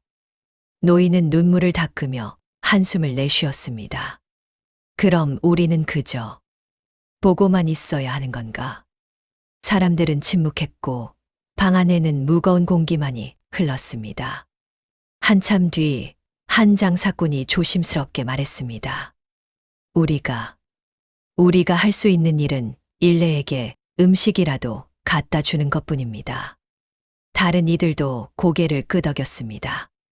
그리고 일레의 이야기를 기억하는 것입니다. 언젠가 세상이 바뀌면 그때 진실을 말할 수 있도록. 노인은 그들을 바라보며 쓴웃음을 지었습니다. 그래, 그것뿐이겠지. 한편 김 판서 댁의 사랑채에서는 김 판서가 신복 하인을 불러놓고 이야기를 나누고 있었습니다. 날이 일레라는 계집의 행동이 예사롭지 않습니다. 김 판서는 술잔을 들며 고개를 끄덕였습니다. 그래, 나도 그렇게 생각한다. 제 얼굴을 그렇게까지 망가뜨릴 정도면. 하인이 조심스럽게 말했습니다. 혹시 정말로 연화가 일레의 딸이 아닐 수도 있지 않겠습니까? 김 판서는 잠시 생각하더니 고개를 저었습니다. 아니다. 연화의 얼굴을 보면 분명 일레의 젊은 시절과 닮았을 게다. 단지 화재로 얼굴이 망가지기 전의 모습을. 하인은 고개를 끄덕이며 물었습니다. 그럼 나리께서는 왜 연화를 종으로만 두시고 첩으로 들이지 않으십니까? 김 판서는 담뱃대를 툭 털며 중얼거렸습니다. 일레의 행동이 마음에 걸리는구나. 저렇게까지 딸을 지키려 한 계집인데 만약 연화를 첩으로 들이면 일레가 어떤 짓을 할지 모르겠어. 하인은 웃으며 말했습니다. 일레는 이미 미친 계집 아닙니까? 무엇을 할 수 있겠습니까? 김 판서는 고개를 저었습니다. 미친 것처럼 보이는 게 더 무섭다. 정말로 미친 것인지 아니면 연기를 하는 것인지 알 수가 없지 않느냐. 하인은 잠시 침묵하다가 말했습니다. 그럼 연화를 그냥 종으로만 두시겠습니까? 김 판서는 술잔을 비우며 웃었습니다. 일단은 그렇게 하지. 일레의 행동을 지켜보면서 때가 되면 다시 생각해보마. 별당에 갇힌 연화는 창문을 통해 밤하늘을 바라보고 있었습니다. 눈물이 말라버린 눈으로 달을 바라보며 연화는 속삭였습니다. 어머니, 왜 저를 모른다고 하셨어요? 정말로 저를 버리신 건가요? 연화는 머리에 꽂힌 은비녀를 만지작거리며 눈물을 흘렸습니다. 이 비녀, 어머니께서 주신 이 비녀가 이제는 아무 의미가 없는 건가요? 밤바람이 창문 틈으로 스며들어왔고 연화는 몸을 웅크리며 흐느꼈습니다. 저작거리의 사람들은 각자의 집으로 돌아가 문을 닫았습니다. 누구도 일레에 대해, 연화에 대해, 그리고 김 판서의 횡포에 대해 말하지 않았습니다. 침묵이 저작거리를 덮었고 그 침묵은 죄책감의 무게로 사람들의 가슴을 짓눌렀습니다. 노인만이 홀로 일레의 방 앞에 앉아 중얼거렸습니다. 일레야, 자네의 희생을 우리는 어떻게 기억해야 하나. 달빛이 저작거리를 뒤쳤지만 어둠은 사람들의 마음속 깊이 자리 잡고 있었습니다. 그로부터 5년의 세월이 흘렀습니다. 숙종연간도 저물어 가고 한양의 저작거리는 여전히 사람들로 북적였지만 일레의 모습은 더 이상 보이지 않았습니다. 사람들은 이따금 그녀를 떠올리며 고개를 저었습니다. 그 추녀 결국 어떻게 됐을까? 아마 굶어 죽었겠지. 얼굴이 그 꼴이 되고 나서는 한 번도 못 봤어. 노점상 노인만이 여전히 일레의 단칸방에 음식을 갖다 놓았습니다. 일레야, 오늘도 국밥 한 그릇 놓고 가네. 방 안에서는 희미한 기침 소리만 들렸고 일레는 더 이상 밖으로 나오지 않았습니다. 한편 김 판서 댁의 별당에서는 연화가 종으로서의 삶을 살고 있었습니다. 5년 동안 그녀는 김 판서의 첩이 되는 것을 거부했고 대신 안채의 허드레시를 하며 지냈습니다. 김 판서는 가끔 연화를 불러 회유하려 했지만 연화는 끝까지 고개를 숙이며 거절했습니다. 나리, 소녀는 그럴 수 없습니다. 김 판서는 연화의 완고함에 지쳐 결국 그녀를 그냥 두었고 연화는 조용히 세월을 견뎠습니다. 그러던 어느 날 김 판서 댁에 손님이 찾아왔습니다. 영의정을 지낸 집안의 셋째 아들 이준혁이라는 젊은 선비였습니다. 김 판서 날이 오랜만에 뵙습니다. 김 판서는 이준혁을 반갑게 맞이하며 사랑채로 안내했습니다. 준혁 도령, 어찌 이 늙은이를 찾아오셨소? 이준혁은 공손히 절을 하며 말했습니다. 과거 시험을 마치고 한양에 머무는 중에 나리께서 수집하신 서화를 한번 구경하고 싶어 찾아왔습니다. 김 판서는 흔쾌히 고개를 끄덕이며 하인을 불렀습니다. 좋소. 누군가 도령을 안채로 안내하여라. 마침 그 시각 연화가 안채 마당을 쓸고 있었습니다. 5년의 세월이 흘렀지만 연화의 얼굴은 여전히 달빛처럼 보았고 다만 눈빛에 깊은 슬픔이 서려 있었습니다. 이준혁이 안채로 들어서다가 연화를 보고 발걸음을 멈췄습니다. 저분은 누구십니까? 하인이 대수롭지 않게 대답했습니다. 저 계집은 빚 때문에 이 집의 종이 된 아이입니다. 신경 쓰지 마십시오. 이준혁은 연화를 바라보며 고개를 가볍게 숙였고 연화도 황급히 고개를 숙여 인사를 했습니다. 그 짧은 순간 이준혁은 연화의 눈빛에서 말할 수 없는 슬픔을 느꼈습니다. 서화를 구경하는 내내 이준혁은 자꾸만 연화의 모습이 떠올랐습니다. 김 판서 댁을 나선 이준혁은 하인에게 조심스럽게 물었습니다. 아까 마당을 쓸던 그 계집애 빚 때문에 종이 되었다고 했는데 무슨 사연이 있습니까? 하인은 주변을 둘러보더니 낮은 목소리로 말했습니다. 도령께서 궁금해하시니 말씀드리지요. 5년 전 저작거리의 추녀가 판서 나리께 빚을 졌는데 그 계집애가 그 추녀의 딸이라고 합니다. 이준혁은 고개를 갸우뚱했습니다. 추녀의 딸이라니. 어떻게 저렇게 고운 얼굴을.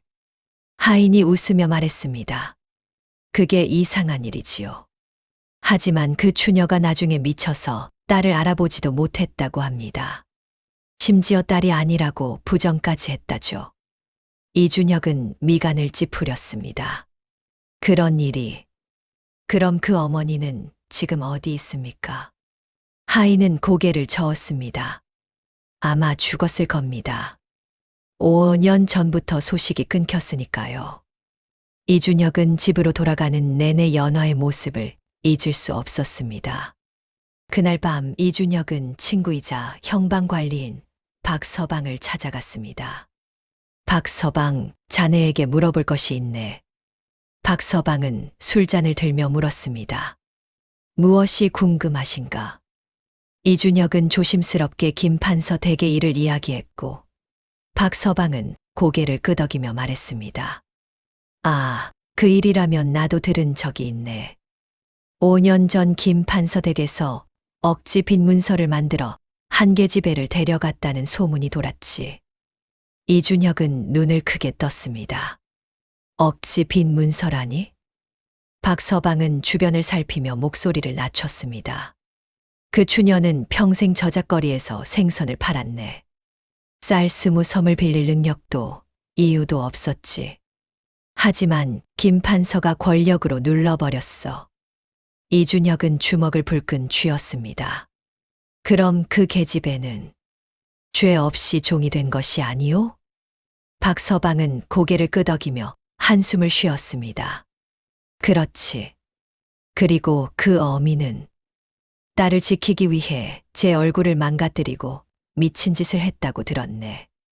이준혁은 잔을 내려놓으며 떨리는 목소리로 물었습니다. 제 얼굴을 망가뜨렸다고요? 박서방은 눈을 감으며 말을 이었습니다. 김 판서가 그 계집애를 첩으로 들이려 했는데 어미가 딸을 지키기 위해 자신의 얼굴을 더 추하게 만들어서 딸과의 관계를 부정했다네. 그래야 김 판서가 딸을 포기할 거라 생각한 거지. 이준혁은 가슴이 미어지는 것 같았습니다. 그렇다면 그 어미는 지금. 박서방은 고개를 저었습니다. 소식이 끊겼네. 아마도. 이준혁은 자리에서 일어나며 말했습니다. 그 어미를 찾아봐야겠소. 혹시 아직 살아있다면. 박서방은 이준혁의 팔을 붙잡았습니다. 준혁, 김 판서를 건드리는 것은 위험하네. 자네 집안도 조심해야 하지 않겠나? 이준혁은 박서방의 손을 뿌리치며 말했습니다. 옳지 못한 일을 보고도 외면하는 것이 선비의 도리입니까? 나는 그 계집애와 그 어미를 도와야겠소. 다음 날 이준혁은 저작거리로 향했습니다. 노점상 노인을 찾아가 일례에 대해 물었고 노인은 놀란 표정으로 이준혁을 바라보았습니다. 도령께서 왜 릴레를 찾으십니까? 이준혁은 정중히 말했습니다. 그분의 사연을 들었습니다.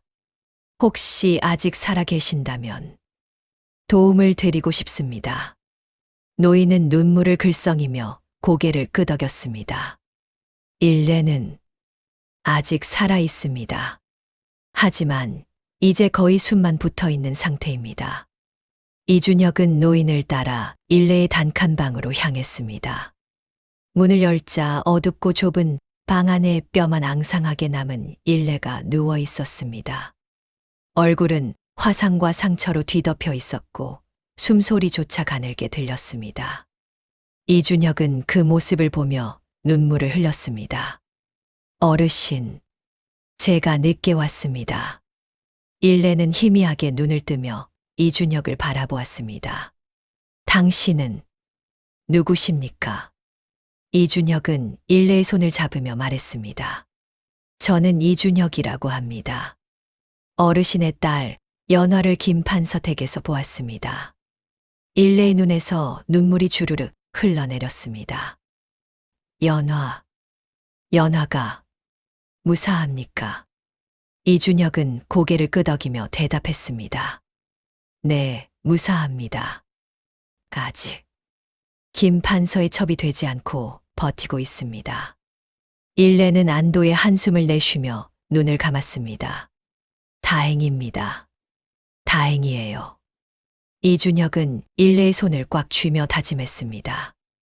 어르신, 제가 연화를 꼭 구해내겠습니다. 약속드립니다.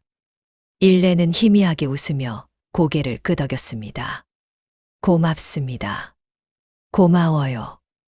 이준혁은 일레의 방을 나서며 노인에게 말했습니다. 영감님, 이분을 제대로 돌봐드리겠습니다. 제가 매일 음식과 약을 보내드리겠습니다. 노인은 눈물을 닦으며 고개를 숙였습니다. 도령의 은혜, 평생 잊지 못하겠습니다. 이준혁은 저작거리를 나서며 하늘을 올려다보았습니다. 연화, 조금만 기다리시오. 내가 반드시 그대를 구해내겠소. 이준혁은 연화를 구하기 위한 계획을 세우기 시작했습니다. 먼저 김판서 댁에 드나들 명분을 만들어 연화와 접촉할 기회를 만들어야 했습니다. 며칠 뒤 이준혁은 다시 김판서 댁을 찾아가 서화를 구경하겠다며 안채로 들어갔습니다. 마당을 지나다가 연화가 빨래를 하는 모습을 보았고 이준혁은 주변에 사람이 없는 것을 확인한 뒤 조심스럽게 다가갔습니다. 연화라고 하셨지요? 연화는 깜짝 놀라 고개를 들었고 이준혁을 보자 황급히 허리를 숙였습니다. 도령께서 어찌? 이준혁은 주변을 둘러보며 낮은 목소리로 말했습니다. 잠시 이야기를 나누고 싶소. 그대의 어머니에 관한 일이요.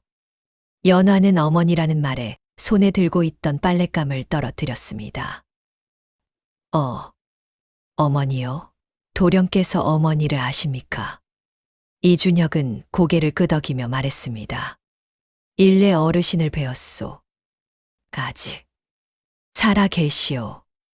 연화는 눈물이 핑 돌며 이준혁의 손을 붙잡았습니다. 정말입니까? 어머니께서 살아 계시다고요?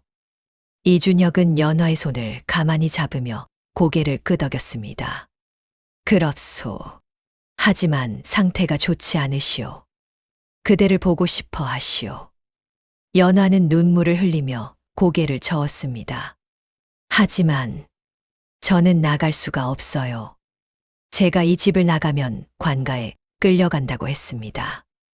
이준혁은 연화의 어깨를 다독이며 말했습니다. 내가 방법을 찾아보겠소. 하지만 그 전에 그대가 알아야 할 것이 있소. 연화는 눈물을 닦으며 이준혁을 바라보았습니다. 무엇을 알아야 합니까? 이준혁은 깊은 숨을 들이쉬며 말했습니다. 그대의 어머니가 왜 그대를 모른다고 했는지 아시오? 연화는 고개를 저으며 떨리는 목소리로 대답했습니다. 모릅니다. 어머니께서 저를 버리신 줄만 알았습니다. 이준혁은 연화의 손을 꽉 쥐며 천천히 설명했습니다. 어머니는 그대를 버린 것이 아니오. 오히려 그대를 지키기 위해 제 몸을 희생하신 것이오. 연화는 눈을 크게 뜨며 물었습니다. 희생이라니요. 무슨 말씀이신지. 이준혁은 5년 전 일레가 했던 일들을 하나하나 설명했습니다. 곤장을 맞았던 일, 밤새 자신의 얼굴을 망가뜨린 일, 그리고 저작거리에서 미친 척했던 일까지. 연화는 듣는 내내 눈물을 흘렸고 온몸이 떨렸습니다. 아니에요. 그럴 리가. 이준혁은 계속해서 말했습니다. 어머니는 김 판서가 그대를 첩으로 들이려 한다는 것을 알았소. 그래서 그대와의 관계를 부정함으로써 김 판서의 마음을 돌리려 했던 것이오. 연화는 땅에 무릎을 꿇으며 흐느꼈습니다. 어머니. 이준혁은 연화의 등을 쓰다듬으며 말했습니다. 어머니는 그대가 김 판서의 첩이 되지 않고 있다는 것에 안도하셨소. 그대의 희생이 헛되지 않았다고. 연화는 두 손으로 얼굴을 감싸며 울부짖었습니다. 제가 몰랐어요. 어머니께서 그렇게까지. 그때 멀리서 하인의 목소리가 들려왔습니다. 연화, 어디 있느냐? 이준혁은 재빨리 연화에게 속삭였습니다. 조만간 다시 오겠소. 그때까지 아무에게도 이 이야기를 하지 마시오. 연화는 눈물을 닦으며 고개를 끄덕였고 이준혁은 서둘러 그 자리를 떠났습니다. 그날 밤 연화는 별당방에 홀로 앉아 눈물을 흘렸습니다. 5년 동안 어머니가 자신을 버렸다고 생각하며 원망했던 자신이 너무나 미웠습니다. 어머니, 제가 잘못했어요.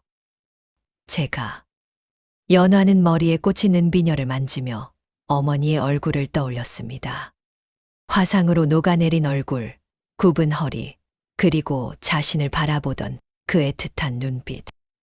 어머니께서 저를 지키기 위해 그 모든 고통을. 연화는 은비녀를 꼭 쥐고 가슴에 안으며 흐느꼈습니다. 며칠 뒤 이준혁은 형방관리인 박서방을 데리고 다시 김 판서 댁을 찾아갔습니다. 김 판서 날이 오늘은 형방 박서방과 함께 왔습니다. 날있게 여쭐 말씀이 있습니다. 김 판서는 두 사람을 맞이하며 의아한 표정을 지었습니다. 무슨 일이오? 이준혁은 품에서 문서 하나를 꺼내며 말했습니다. 날이 이 대개종인 연화라는 계집애의 빈 문서에 대해 여쭙고자 합니다. 김 판서의 얼굴이 굳어졌습니다. 그게 무슨 말이오? 박서방이 나서며 말했습니다. 5년 전 일레라는 계집이 쌀 20섬을 빌렸다는 문서 말입니다. 저희가 조사한 바로는 그 문서에 의문점이 많습니다. 김 판서는 눈을 가늘게 뜨며 차갑게 말했습니다. 의문점이라니 무슨 소리요? 이준혁이 침착하게 말했습니다. 일레는 평생 저작거리에서 생선을 팔았습니다. 쌀 20섬을 빌릴 이유도 능력도 없었지요. 더구나 그 문서에 찍힌 도장이 일레의 것이 아니라는 증언이 있습니다. 김 판서는 자리에서 일어나며 소리쳤습니다. 증거도 없이 나를 모함하는 것이오? 당장 나가시오. 박서방이 냉정하게 말했습니다. 날이 저희는 모함하려는 것이 아닙니다. 다만 진실을 밝히고자 할 뿐입니다. 만약 나리께서 떳떳하시다면 관가에서 제대로 조사를 받으시는 것이 어떻겠습니까? 김 판서는 주먹을 불끈 쥐었지만 형방관리 앞에서 함부로 행동할 수는 없었습니다. 좋소. 조사를 받겠소. 하지만 만약 아무것도 나오지 않으면 그때는 두 분이 책임을 지셔야 할 것이오. 이준혁은 고개를 끄덕이며 말했습니다. 물론입니다. 그 전에 연화를 만나게 해 주십시오. 그 아이의 증언도 필요합니다. 김 판서는 떨리는 목소리로 하인을 불렀습니다. 연화를 데려와라. 잠시 후 연화가 두 하인에게 이끌려 사랑채로 들어왔습니다. 연화는 이준혁을 보자 눈물을 흘렸고 이준혁은 그녀에게 고개를 끄덕여 보였습니다. 박서방이 연화에게 물었습니다. 연화, 내 어미가 정말로 김 판서 나리께 쌀을 빌린 적이 있느냐? 연화는 고개를 저으며 대답했습니다. 없습니다. 저희 모녀는 그런 돈을 빌릴 형편도 되지 않았습니다. 김 판서는 얼굴이 하얗게 질렸고 이준혁은 그 모습을 보며 확신을 얻었습니다. 나리, 이제 진실을 말씀하시는 것이 좋겠습니다. 김 판서는 한참을 침묵하다가 주저앉으며 중얼거렸습니다. 내가 욕심을 부렸소.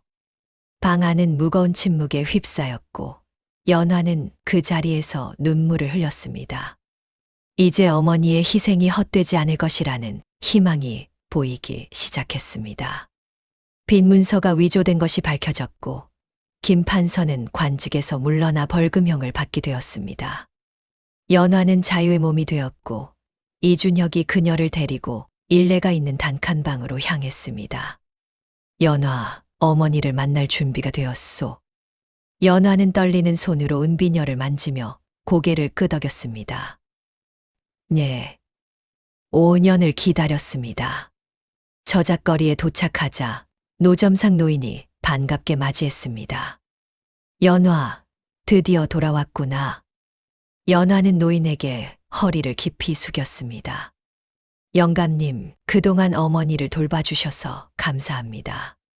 노인은 눈물을 닦으며 일례의 방을 가리켰습니다. 어서 들어가 보거라. 내 어미가 너를 얼마나 기다렸는지 모른다. 연화는 떨리는 손으로 방문을 열었습니다. 어둡고 좁은 방 안에는 뼈만 앙상하게 남은 일례가 누워 있었고 숨소리조차 가늘게 들렸습니다. 어머니. 연화는 어머니의 곁으로 다가가 무릎을 꿇고 앉았습니다. 일례는 희미하게 눈을 뜨며 연화를 바라보았습니다. 연화야. 내가 진짜 연화냐? 연화는 눈물을 흘리며 어머니의 손을 꽉 잡았습니다. 네, 어머니. 저예요, 연화예요. 일례는 연화의 얼굴을 손으로 쓰다듬으며 눈물을 흘렸습니다. 무사하구나. 내가 무사하구나. 연화는 어머니의 얼굴을 자세히 바라보았습니다. 반쪽은 오래전 화재로 녹아내린 흔적이었고 나머지 반쪽은 최근에 스스로 만든 상처들이었습니다. 연화는 그제야 모든 것을 깨달았습니다. 어머니, 이 상처들은 일례는 고개를 돌리며 말했습니다. 보지 마라. 흉측하니. 연화는 어머니의 얼굴을 두 손으로 감싸며 울먹였습니다. 아니에요, 어머니. 이건 제 때문에. 일례는 연화의 손을 잡으며 고개를 저었습니다. 아니란다. 이건 어미가 선택한 길이었어. 연화는 어머니의 얼굴을 자세히 들여다보았습니다. 왼쪽 반쪽은 연화가 5살 때 화재에서 입은 화상이었고 오른쪽 반쪽은 5년 전 그날 밤 스스로 만든 상처였습니다. 어머니, 제가 어렸을 때 불에서 저를 구하시면서 입으신 상처. 일례는 눈을 감으며 고개를 끄덕였습니다. 그래. 그때 내 위로 쏟아지는 불똥을 내 몸으로 막았단다. 그래서 내 얼굴이 이렇게 되었지. 연화는 어머니의 오른쪽 볼을 쓰다듬으며 물었습니다. 그럼 이쪽은 왜? 일례는 눈물을 흘리며 대답했습니다. 김 판서가 너를 첩으로 들이려 했단다. 그래서 어미는 생각했지. 내가 더 추해지면 아무도 내가 내 딸이라고 믿지 않을 거라고. 연화는 고개를 저으며 흐느꼈습니다. 어머니, 그래서 스스로 얼굴을. 일레는 연화의 머리를 쓰다듬으며 말했습니다. 그렇단다. 내 얼굴 반쪽은 너를 낳아 키우면서 생긴 상처이고 나머지 반쪽은 너를 지키기 위해 만든 상처란다. 연화는 어머니의 품에 얼굴을 묻으며 울부짖었습니다. 어머니, 제가 몰랐어요. 제가 어머니를 원망했어요. 일레는 연화의 등을 토닥이며 말했습니다. 괜찮단다. 어미는 내가 무사하다는 것만으로도 충분해. 연화는 고개를 들어 어머니를 바라보며 물었습니다. 어머니, 왜 그때 저작거리에서 저를 모른다고 하셨어요? 저는 어머니께서 저를 버리신 줄 알았어요. 일레는 눈물을 닦으며 대답했습니다. 미안하구나, 연화야. 하지만 그것만이 너를 지킬 수 있는 유일한 방법이었단다. 김 판서가 나와 내가 모녀가 아니라고 믿게 해야 너를 포기할 거라고 생각했어. 연화는 어머니의 손을 꽉 쥐며 고개를 저었습니다. 하지만 어머니께서는 너무 큰 대가를 치으셨어요. 일레는 미소를 지으며 말했습니다. 아니란다. 내가 무사하다면 이 정도는 아무것도 아니야. 연화는 머리에 꽂힌 은비녀를 빼서 어머니의 손에 올려놓았습니다. 어머니, 이 비녀. 제가 5년 동안 단 한 번도 빼지 않고 간직했어요. 어머니를 잊지 않기 위해서요. 일레는 은비녀를 보며 눈물을 흘렸습니다. 이 비녀가 아직도 내 곁에 있었구나. 연화는 은비녀를 다시 집어 어머니의 손에 쥐어주었습니다. 어머니, 이제 이 비녀는 다시 어머니 것이에요. 제가 평생 어머니를 모실 테니까요. 일레는 고개를 저으며 은비녀를 다시 연화에게 돌려주었습니다. 아니란다. 이건 내 것이야.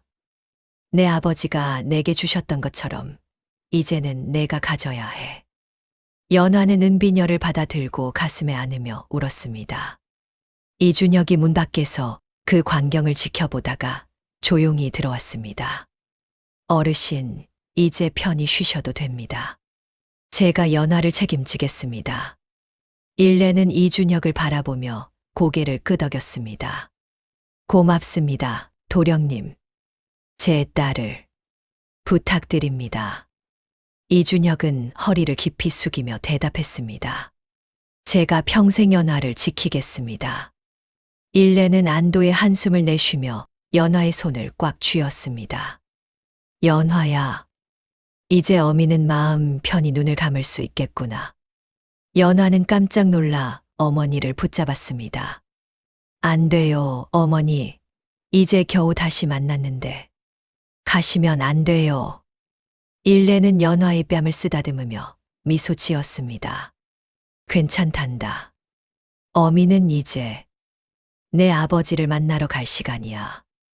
연화는 어머니의 품에 얼굴을 묻으며 흐느꼈습니다. 어머니, 사랑해요. 평생 감사할게요. 일레는 연화의 머리를 쓰다듬으며 마지막 말을 속삭였습니다. 연화야, 너는 어미의 자랑이란다. 예쁘게, 행복하게 살아다오. 일레의 손이 천천히 힘을 잃어갔고 눈이 천천히 감겼습니다. 연화는 어머니의 손을 꽉 쥐고 울부짖었습니다. 어머니, 어머니. 하지만 일레는 이미 평화로운 얼굴로 눈을 감고 있었습니다. 방 안에는 연화의 울음소리만이 울려 퍼졌고 창밖으로는 햇살이 따스하게 비쳐 들어왔습니다. 노점상 노인이 문 밖에서 눈물을 닦으며 중얼거렸습니다. 일레야, 이제 편히 쉬어라. 내 딸은 내가 지켜냈다. 이준혁은 연화의 어깨를 감싸며 조용히 서 있었고 연화는 어머니의 손을 놓지 않은 채 한없이 눈물을 흘렸습니다. 일레의 얼굴은 고통스럽지 않았습니다. 오히려 만족스러운 미소를 띠고 있었습니다. 딸을 지켜냈다는 안도감, 그리고 마지막으로 딸을 만났다는 기쁨이 그 얼굴에 담겨 있었습니다. 연화는 어머니의 얼굴을 두 손으로 감싸며 속삭였습니다. 어머니, 이 흉터는 제게 가장 아름다운 흔적이에요. 어머니의 사랑이 여기 남아 있으니까요. 일레가 세상을 떠난 지 석 달이 지났습니다. 연화는 이준혁과 혼례를 올렸고 이준혁의 가문은 연화를 정식 며느리로 받아들였습니다. 영의정을 지낸 시아버지는 연화의 사연을 듣고 눈물을 흘리며 말했습니다. 그대의 어머니는 참으로 대단하신 분이었소. 우리 집안의 며느리로 오신 것을 자랑스럽게 생각하오. 연화는 시아버지 앞에 무릎을 꿇고 절을 올렸습니다. 감사합니다, 아버님. 어머니께서 하늘에서 기뻐하실 것 같습니다. 혼례식이 끝나고 연화는 이준혁에게 부탁했습니다. 저를 어머니 묘소에 데려가 주시겠어요? 이준혁은 고개를 끄덕이며 연화의 손을 잡았습니다. 당연하지요. 어머니께 인사를 드려야지요. 두 사람은 한양 북쪽 산자락에 마련된 일레의 묘소로 향했습니다. 소박하지만 정성스럽게 만들어진 묘소 앞에 연화는 무릎을 꿇고 앉았습니다. 어머니, 연화가 왔어요. 연화는 품에서 은비녀를 꺼내 묘소 앞에 놓았습니다. 어머니께서 주신 이 비녀. 저는 오늘 혼례를 올릴 때도 머리에 꽂았어요. 어머니께서 함께 계시는 것 같았어요. 바람이 불어와 연화의 머리카락을 흔들었고 연화는 그것이 어머니의 손길처럼 느껴졌습니다. 어머니, 저는 이제 행복합니다. 좋은 사람을 만났고 좋은 집안에 들어갔어요. 하지만 연화는 눈물을 흘리며 말을 이었습니다. 하지만 어머니가 안 계시니 이 행복이 온전하지 않아요. 이준혁은 연화의 뒤에 서서 그녀의 어깨를 감싸주었습니다. 연화, 어머니는 분명히 지금 행복해하고 계실 것이요. 연화는 고개를 끄덕이며 묘소에 절을 올렸습니다. 어머니, 평생 어머니를 기억하며 살겠습니다. 그리고 제가 아이를 낳으면 어머니의 이름을 물려주겠습니다. 그로부터 2년이 흘렀습니다. 이준혁은 과거에 급제하여 한성부의 관리가 되었고 연화는 정경 부인의 품계를 받았습니다. 어느 봄날 연화는 시녀들을 거느리고 한양 저작거리를 지나게 되었습니다. 화려한 가마를 타고 가던 연화는 문득 가마를 세웠습니다. 잠깐 멈춰라. 시녀들이 가마를 내려놓자 연화는 밖으로 나와 주변을 둘러보았습니다. 5년 전 어머니와 함께 살던 그 저작거리였습니다. 연화는 천천히 걸으며 어머니가 생선을 팔던 그 자리를 찾아갔습니다. 지금은 다른 장사꾼이 그 자리를 차지하고 있었지만 연화는 그 자리를 또렷이 기억하고 있었습니다. 부인, 어디 가시는 겁니까? 시녀가 걱정스럽게 물었지만 연화는 대답하지 않고 그 자리에 무릎을 꿇었습니다. 화려한 비단옷을 입은 정경 부인이 저작거리 바닥에 무릎을 꿇자 사람들이 모여들었습니다. 저분이 누구신가? 정경 부인 아니신가? 왜 저기 무릎을 꿇고 계신 거지? 연화는 그 자리에 이마를 대고 절을 올렸습니다. 어머니, 연화가 왔습니다.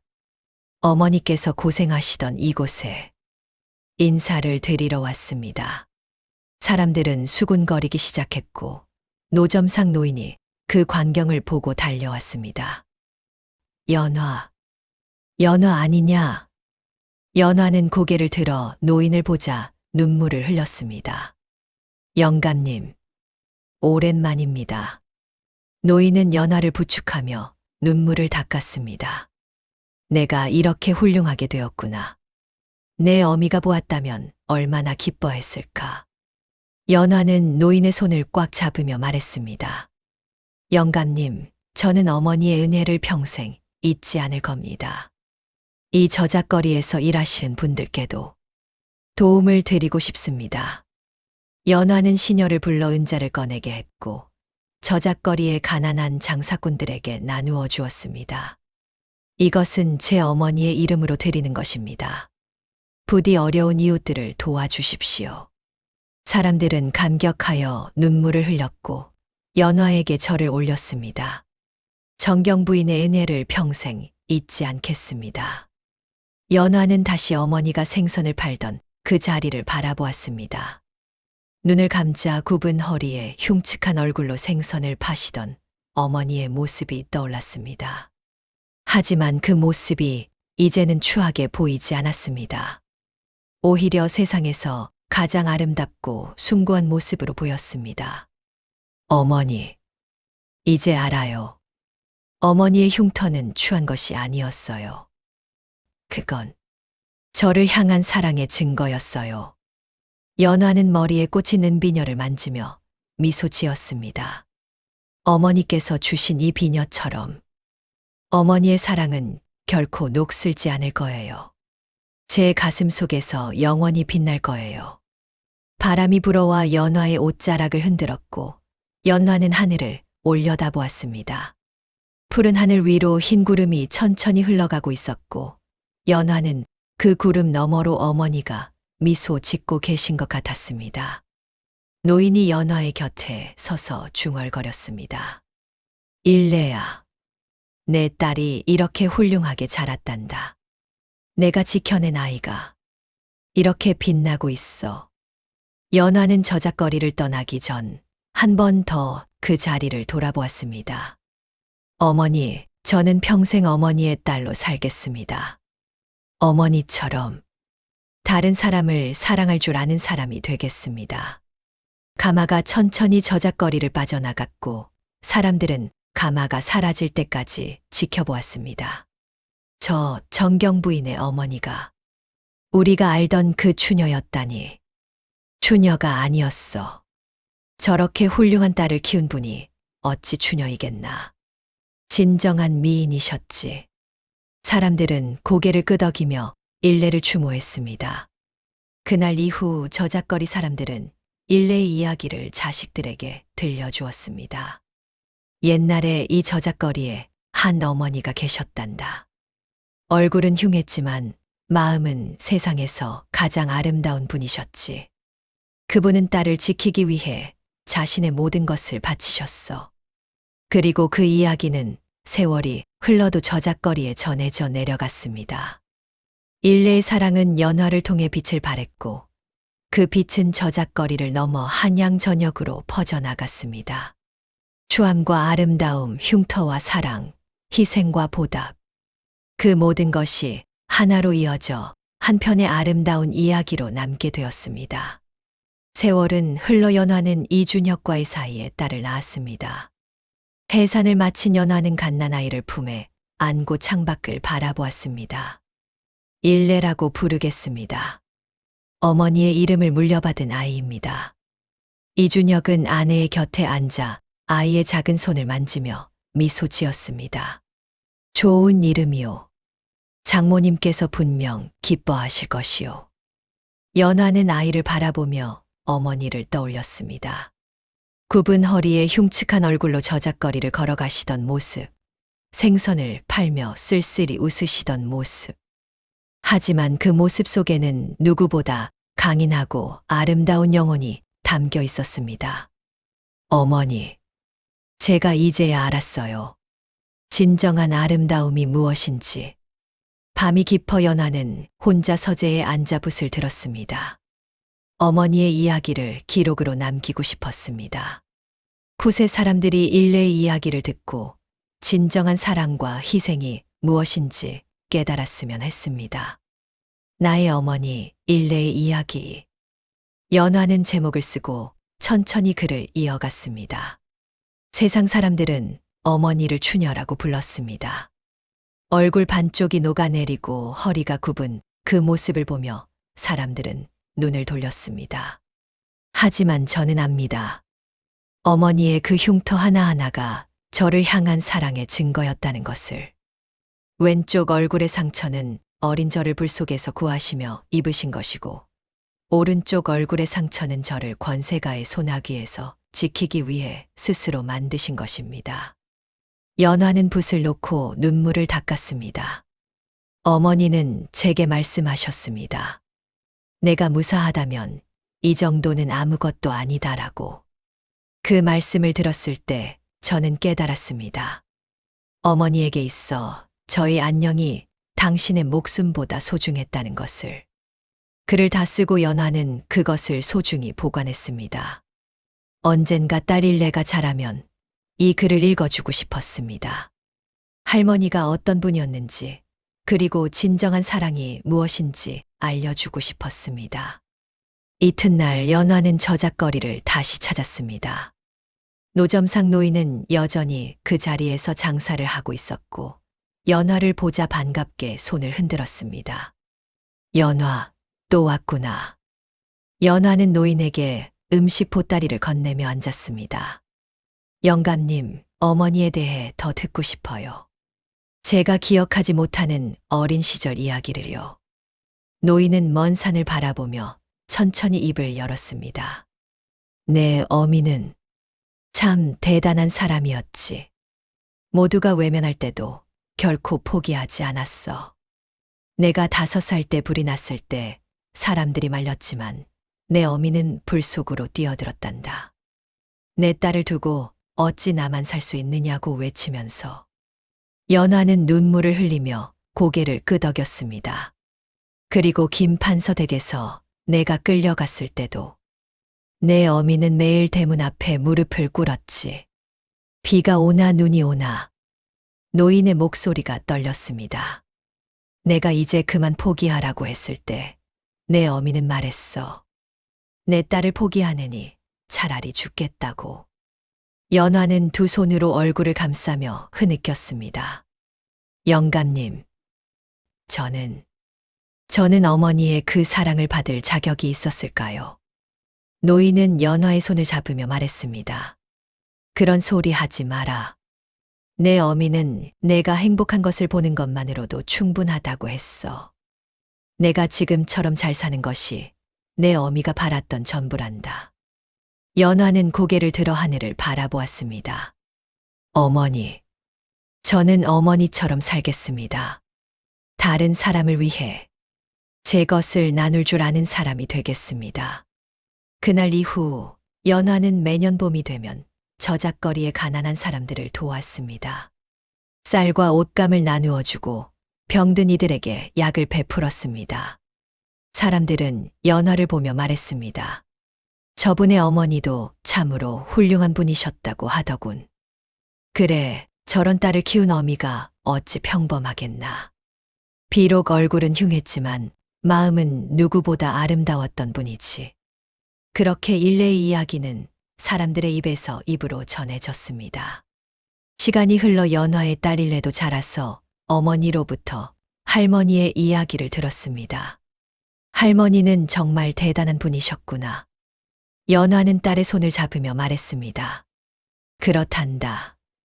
할머니는 세상 사람들에게 추녀라고 불렸지만 내게는 가장 아름다운 분이셨어. 왜요, 어머니? 얼굴이 흉했는데 어떻게 아름다울 수 있어요? 연화는 딸의 이마를 쓰다듬으며 미소 지었습니다. 진정한 아름다움은 얼굴에 있지 않단다. 그 사람의 마음에, 행동에, 그리고 사랑에 있는 거야. 할머니의 흉터는 추한 것이 아니었어. 그건 나를 향한 사랑의 증거였고 희생의 흔적이었단다. 딸은 고개를 갸우뚱하며 물었습니다. 그럼 어머니, 예쁜 얼굴보다 착한 마음이 더 중요한 건가요? 연화는 고개를 끄덕이며 대답했습니다. 그렇단다. 얼굴은 시간이 지나면 늙고 변하지만 마음은 영원히 빛날 수 있어. 할머니의 마음은 지금도 우리 가슴 속에서 빛나고 있단다. 밤이 깊어 연화는 혼자 창밖을 바라보았습니다. 달이 밝게 떠 있었고 그 달빛이 연화의 얼굴을 비췄습니다. 연화는 거울을 보며 자신의 얼굴을 들여다보았습니다. 달빛처럼 고운 얼굴, 세상 사람들이 아름답다고 칭찬하는 그 얼굴. 하지만 연화는 알고 있었습니다. 자신의 이 얼굴보다 훨씬 더 아름다운 얼굴이 있었다는 것을. 흉터로 뒤덮였지만 사랑으로 빛나던 어머니의 얼굴. 어머니. 저는 평생 이 질문을 안고 살 것 같아요. 연화는 창밖달을 바라보며 속삭였습니다. 진정한 미색이란 무엇일까요? 달빛처럼 고운 제 얼굴일까요? 아니면 흉터로 가득했지만 사랑으로 빛나던 어머니의 얼굴일까요? 바람이 불어와 창문을 흔들었고 연화는 그 속에서 어머니의 목소리를 들은 것 같았습니다. 연화야, 진정한 아름다움은 보이는 것이 아니란다. 느껴지는 것이지. 연화는 눈을 감고 미소 지었습니다. 네, 어머니. 이제 알 것 같아요.